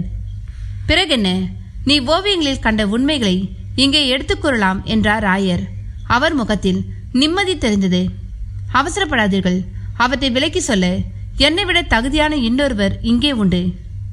யார் அந்த இன்னொரு ஆசாமி? அப்படியானால் உன்னை தவிர இன்னொருவருக்கும் ஓவியத்தின் உண்மை தெரியும் என்று சொல். ஆமாம் ஐயா, என்னை விட விஷயம் அதிகம் தெரிந்தவர். அவர் என்னுடைய நண்பர் சாத்தர், பள்ளியர் குல தலைவரின் மகன். ஆதித்தன் தன் பெயரை உச்சரித்ததும் தர்ம சங்கடத்துடன் வெளியே வந்தான் சாத்தன். அவனை பார்த்து திகைத்த ராயர், இவன் எனக்கு மயில் எண்ணெய் கொடுத்தவன் ஆயிற்றே. உனக்கு தெரிந்த உண்மையை நீ என்னிடம் கூறியிருக்கலாமே என்று சாத்தனை கடிந்து கொண்டார். மன்னித்து விடுங்கள் ராயரே, உங்கள் மாளிகைக்கு நான் வருகை தரும்பொழுது நான் இந்த ஓவியங்களை பார்க்கவில்லை. இப்பொழுது தான் இவற்றை பார்வையிட்டேன் என்றான் சாத்தன். ஒரு மலைவாசி மன்னரின் மரணத்தை பற்றி விளக்கம் கூறுவதா? வேடிக்கை. இவனுக்கு வனவிலங்குகள் காடு மரங்களை தவிர வேறென்ன தெரியும் என்று இகழ்ச்சி புன்னகை புரிந்தான் நஞ்சுண்டன். திறமை பல வகையானது நண்பரே. விலங்குகளை பற்றி, அவற்றின் குணவியல்புகளை பற்றி என் நண்பனுக்கு தெரிந்தது போல நகரவாசிகளான உங்களுக்கு அதிகம் தெரியாது என்றான் ஆதித்தன். எங்களுக்கு தெரியாத விஷயங்கள் அவனுக்கு தெரியுமா? அப்படி என்ன விஷயத்தை உன் நண்பன் சொல்லிவிடப் போகிறான் என்றான் நஞ்சுண்டன். வரும் வழியில் என் நண்பர் என்னுடன் பல விஷயங்களை பேசிக்கொண்டு வந்தார். அதில் அவர் சொன்ன ஒரு விஷயம் நான் இதுவரை கேள்விப்படாதது. நீங்களும் கேள்விப்பட்டிருக்க மாட்டீர்கள். அந்த ஒரு விஷயம் போதும் என் நண்பனின் திறமையை நீங்கள் புரிந்து கொள்ள. அப்படி என்ன அரிதான விஷயத்தை உன் நண்பன் கூறப்போகிறான் என்றான் நஞ்சுண்டன். நண்பரே, அந்த மான் வேட்டையை பற்றி நீங்கள் என்னிடம் சொன்னதை இந்த அவையின் முன்பும் சொல்லலாம். பிறகு நாம் ஓவியத்திற்கு போகலாம். ஆதித்தனின் வேண்டுகோளை ஏற்ற சாத்தன் அவைக்கு முன்பாக வந்து வணங்கி நின்றான். எல்லோரையும் ஏற இறங்க ஒருமுறை பார்த்த சாத்தன், அவையோர் அனைவருக்கும் வணக்கம். இயற்கையோடு இணைந்த வாழ்வை வாழ்பவர்கள் நாங்கள். விலங்குகளின் பழக்க வழக்கங்கள், வேட்டையாடும் இயல்புகளை நன்றாக அறிந்தவர்கள் நாங்கள். நகரவாசிகளான உங்களுக்கு தெரியாத பல புதிய விஷயங்களை நாங்கள் சாதாரணமாக தெரிந்து வைத்திருப்போம். ஒரு புலி ஒரு மானை வேட்டையாட தீர்மானித்து விட்டால் அந்த மான் அறியாமல் இருக்கும் ஒரு கணத்திற்காக நாள் முழுக்க ஒரு புலி காத்திருக்கும். இரவுதான் குறி வைத்திருக்கும். மான் தூங்கும் வரை புலி பதுங்கி காத்திருக்கும். விடியற்காலை வேளையில் சிறுநீர் மானின் வயிற்றில் மிகுதியாக சேர்ந்திருக்கும். விடியற்காலையில் துயில் எழும் மான் சிறுநீர் கழிக்கும் தருணம் தான் புலி தாக்குவதற்கேற்ற தருணம். சிறுநீரால் வயிறு வீங்கி இருப்பதால் மானால் அதிக வேகத்துடன் ஓட முடியாது. அப்படி ஓடும்பொழுதே சிறுநீர் கழித்தால் அதன் கால் நரம்பு தானாகவே பிடித்துக்கொள்ளும். புத்தியுள்ள மான்கள் நள்ளிரவிலேயே எழுந்து சிறுநீர் கழித்துவிடும். அதற்காக சோம்பேதனப்படும் மான்கள் அதிகாலையில் புலியினால் தாக்கப்பட்டு மரணமடைய வேண்டியதுதான். ஒரு வேட்டைக்காரனாகிய நான் இதை விடியற்காலை வேட்டையில் இறந்து கிடந்த மான்களின் உடலை ஆராய்ந்து இதை கண்டுபிடித்தேன். வயிறு கிழிக்கப்பட்ட மானின் வயிற்று பகுதி மாமிசம் முழுவதும் சிறுநீரால் நனைந்து கிடந்ததை வைத்து இதை சொல்கிறேன். இந்த விஷயத்தை நீங்கள் யாராவது கேள்விப்பட்டிருக்கிறீர்களா என்றான் சாத்தன். இல்லை என்றது அவை. இப்பொழுது என் நண்பன் விலங்குகளின் இயல்பை கணிப்பதில் நிபுணன் என்பதை அனைவரும் ஏற்றிருப்பீர்கள் என்று நம்புகிறேன் என்றான் ஆதித்தன். நிச்சயமாக. அப்படியானால் ஓவியத்தின் முதல் முரணை என் நண்பர் இப்பொழுது வெளிப்படுத்துவார் என்றான் ஆதித்தன். புலிகளின் இயல்பு தன் இரையை கழுத்தில் கடித்துக் கொள்வது. இங்கே இருக்கும் ஓவியத்தில் மன்னரின் குரல் விலை கடிக்கப்படவே இல்லை. மன்னரை புலி தாக்கவில்லை என்பதற்கு இதுவே உறுதியான சான்று என்றான் சாத்தன். அவை சலசலத்தது. நஞ்சுண்டனின் முகம் சவமாக வெளுத்தது. அத்தியாயம் 11. கூடியிருந்த அவையின் முன்பாக தன்னுடைய முதல் ஆதாரத்தை சாத்தனின் மூலம் வெளிப்பட செய்தான் ஆதித்தன்.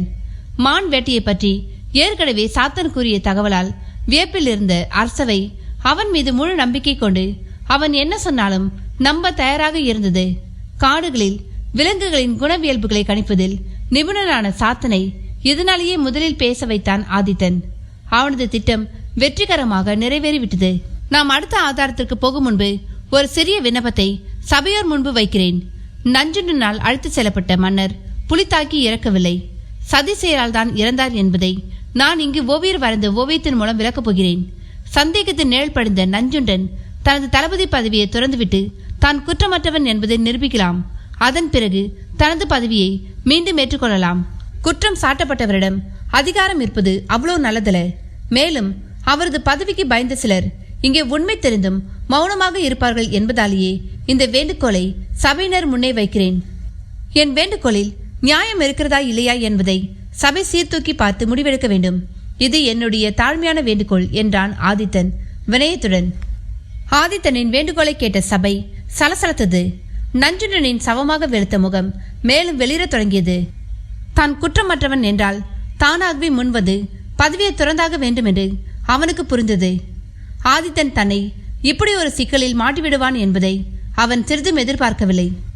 சூழ்நிலையை சரியாக பயன்படுத்திக் கொள்ள நினைத்த ராயர் தன் தொண்டையை கணைத்துக் கொண்டு பேச ஆரம்பித்தார். சபையோர்களே, ஆதித்தனின் கோரிக்கை வெகு நியாயமானது என்றே நான் நினைக்கிறேன்.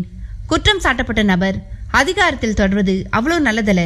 அதனால் நஞ்சுண்டன் தனது பதவியை துறப்பது நல்லது. நீ என்ன சொல்கிறாய் நஞ்சுண்டா? நான் குற்றமற்றவன் ராயரே. அதனால் எனது பதவியை துறக்க எனக்கு வருத்தமில்லை. நான் குற்றவாளி அல்லவென்று நிரூபித்த பின்பு என் பதவியை நான் மீண்டும் ஏற்றுக்கொள்கிறேன் என்ற நஞ்சுண்டன் தனது வாளை கழட்டி ராயரிடம் ஒப்படைத்தான். இதோ இந்த கணம் முதல் நானும் உங்களில் ஒருவன். தளபதி என்ற அதிகாரமிக்க பதவி இப்பொழுது என்னிடமில்லை. என் மீதான உங்கள் தீர்ப்பு எப்படி இருந்தாலும் நான் ஏற்றுக்கொள்கிறேன். இது என் விசுவாசத்தை மக்கள் மதிக்கும் தன்மையின் அடையாளம் என்றான் நஞ்சுண்டன். இதை எதிர்பார்த்திருந்த ராயரின் முகத்தில் மகிழ்ச்சி பரவியது. நல்லது ஆதித்தா, உன்னுடைய கோரிக்கை நிறைவேற்றப்பட்டு விட்டது. நீ உன் விளக்கங்களை தொடரலாம் என்றார் ராயர். என் கோரிக்கை நிறைவேற்றிய உங்களுக்கு நன்றி. என் நண்பர் சாத்தன் கூறியது போல் புலிகள் தனது இரையை தொண்டையை கவ்விக்கொள்வதுதான் வழக்கம். ஓவியத்தில் புலி மன்னரின் கழுத்தை சேதமாக்கவே இல்லை. அடுத்தது என்றபடி சாத்தனை பார்த்தான் ஆதித்தன். ஆதித்தனின் பார்வையை புரிந்து கொண்ட சாத்தன் தன் கருத்தை தொடர்ந்து சபையின் முன்பு எடுத்து வைக்க ஆரம்பித்தான். இறையின் கழுத்தை கவ்விய புலி தனது உடலின் மொத்த பாரத்தையும் இறையின் மீது போட்டு அதை மூச்சு திணற செய்துவிடும். அப்படி மன்னரை புலி தாக்கியிருந்தால் மன்னரின் நெஞ்சில் புலியின் நகங்கள் பதிந்திருக்கும்.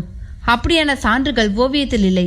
மேலும் புலிகள் அவ்வளோ எளிதில் மனிதர்களை தாக்காது. அப்படி தாக்க வேண்டுமென்றால் சில காரணங்கள் தான் உண்டு.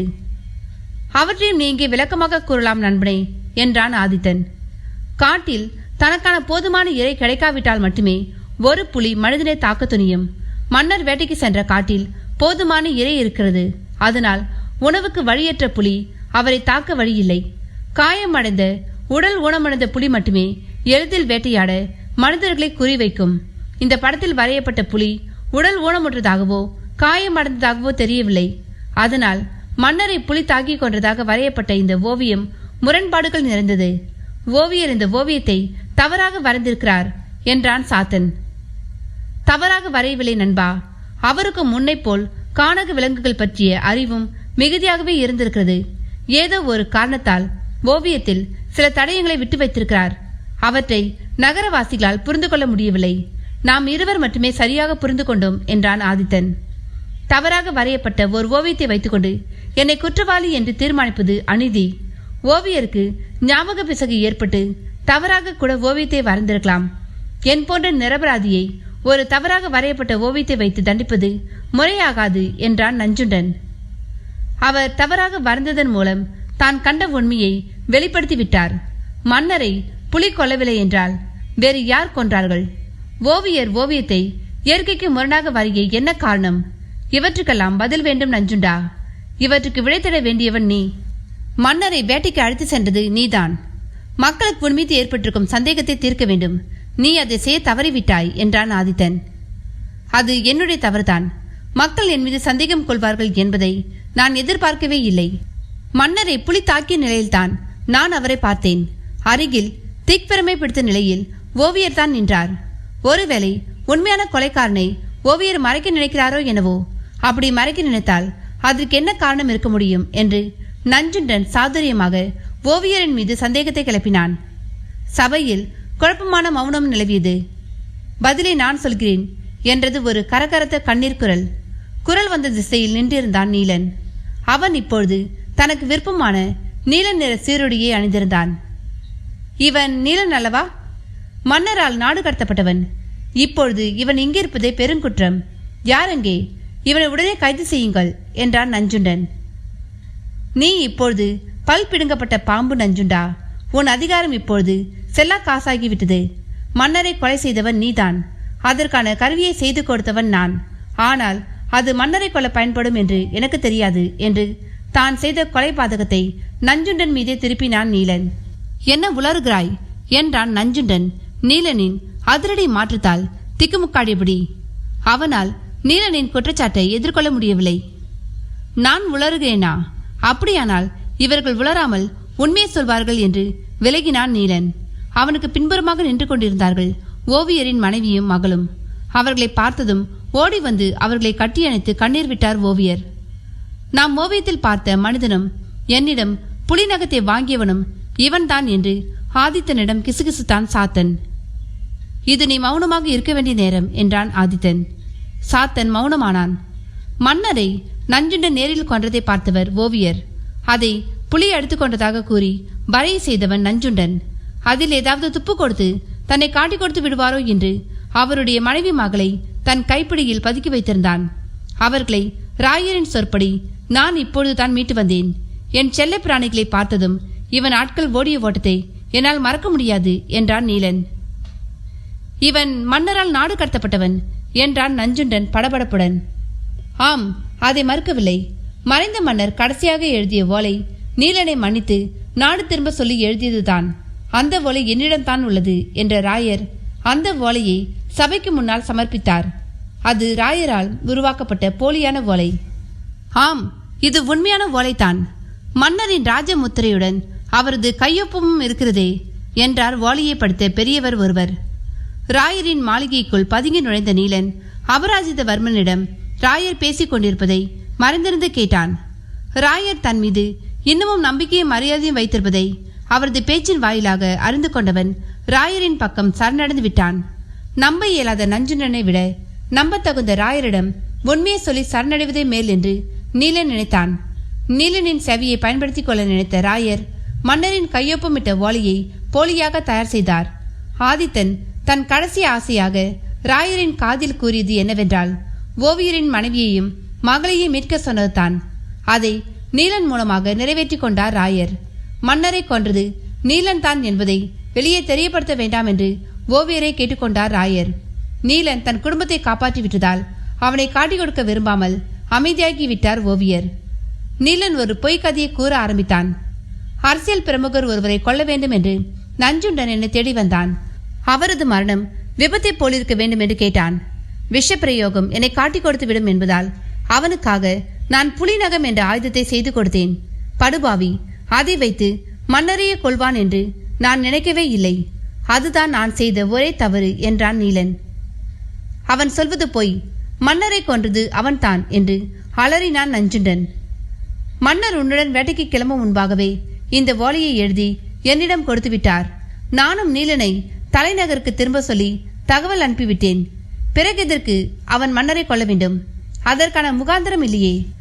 இப்பொழுது கூட நீல நிற உடையில்தான் இங்கே வந்திருக்கிறான் என்பதை நாம் அனைவரும் பார்த்தோம் என்றார் ராயர். இங்கே எனக்கு எதிராக சதி நடக்கிறது என்றான் நஞ்சுண்டன். நஞ்சுண்டா, உன் மீதான குற்றச்சாட்டு ஆதாரத்தோடு நிரூபிக்கப்பட்டுவிட்டது. நீதான் மன்னரை கொன்ற குற்றவாளி. யார் அங்கே? இவனை சிறையில் அடையுங்கள். நாளை இவனுக்கான தண்டனை உறுதி செய்யப்படும். சபை இத்தோடு கலைகிறது என்றார் ராயர். நஞ்சுண்டன் கைது செய்யப்பட்டு சிறைக்கு அனுப்பப்பட்டான். தன் கையில் விலங்கு போட்டுப்படுவதை நம்ப முடியாமல் பார்த்தான் நஞ்சுண்டன்.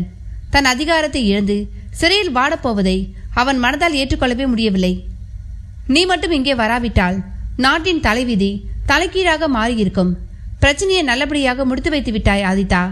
உனக்கு நான் நன்றி சொல்ல கடமைப்பட்டிருக்கிறேன். நீ இன்று இரவு இங்குதான் தங்க வேண்டும் என்றார் ராயர். பெரிய வார்த்தைகள் பேசாதி ராயரே.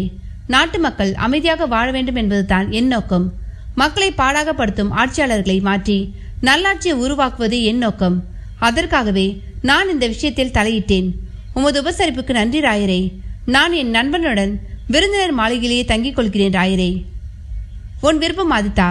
நல்ல வேளையாக நீலன் மனம் திருந்தி நம்முடன் இணைந்தான். நாளை முதல் நீலனை நாட்டின் தளபதியாக நியமிக்க இருக்கிறேன். நன்றி ராயரே. என் பணியில் இனி எந்த தவறும் நேராது. புது மன்னருக்கு விசுவாசமாக இருந்து நான் செய்த பாவத்தை கழிப்பேன் என்றான் நீலன். அன்று இரவு சிறைச்சாலை அறையில் குறுக்கும் நெடுக்குமாக நடந்து கொண்டிருந்தான் நஞ்சுண்டன். சில்வண்டுகளின் ரீங்காரம் மட்டுமே கேட்டுக்கொண்டிருந்த இருளில் அவனது அறை கதவு தட்டப்பட்டது. கம்பிக்கு வெளியே நீலன் கையில் பூச்செண்டுடன் நின்று கொண்டிருப்பது தீபந்த வெளிச்சத்தில் மங்களாக தெரிந்தது. தன் கண்களை தேய்த்து கொண்டு அவனை உற்று பார்த்தவன், துரோகி, இங்கே வந்துவிட்டாயா என்றான் நஞ்சுண்டன். இந்த பூச்செண்டை வைத்துக்கொள் நண்பா. நாளை முதல் உன் பதவியில் நான் இருக்கப் போகிறேன். எனக்காக உன் பதவியை விட்டுக் கொடுத்ததற்காக என் அன்பு பரிசு என்ற நீலன் பூச்செண்டை கம்பி வழியாக உள்ளே வீசினான். அதை கையால் பிடித்த நஞ்சுண்டன், மன்னரை நீ கொன்றுவிட்டு பழியை என் மீது சுமத்தி விட்டாயே, நயவஞ்சகா என்றான்.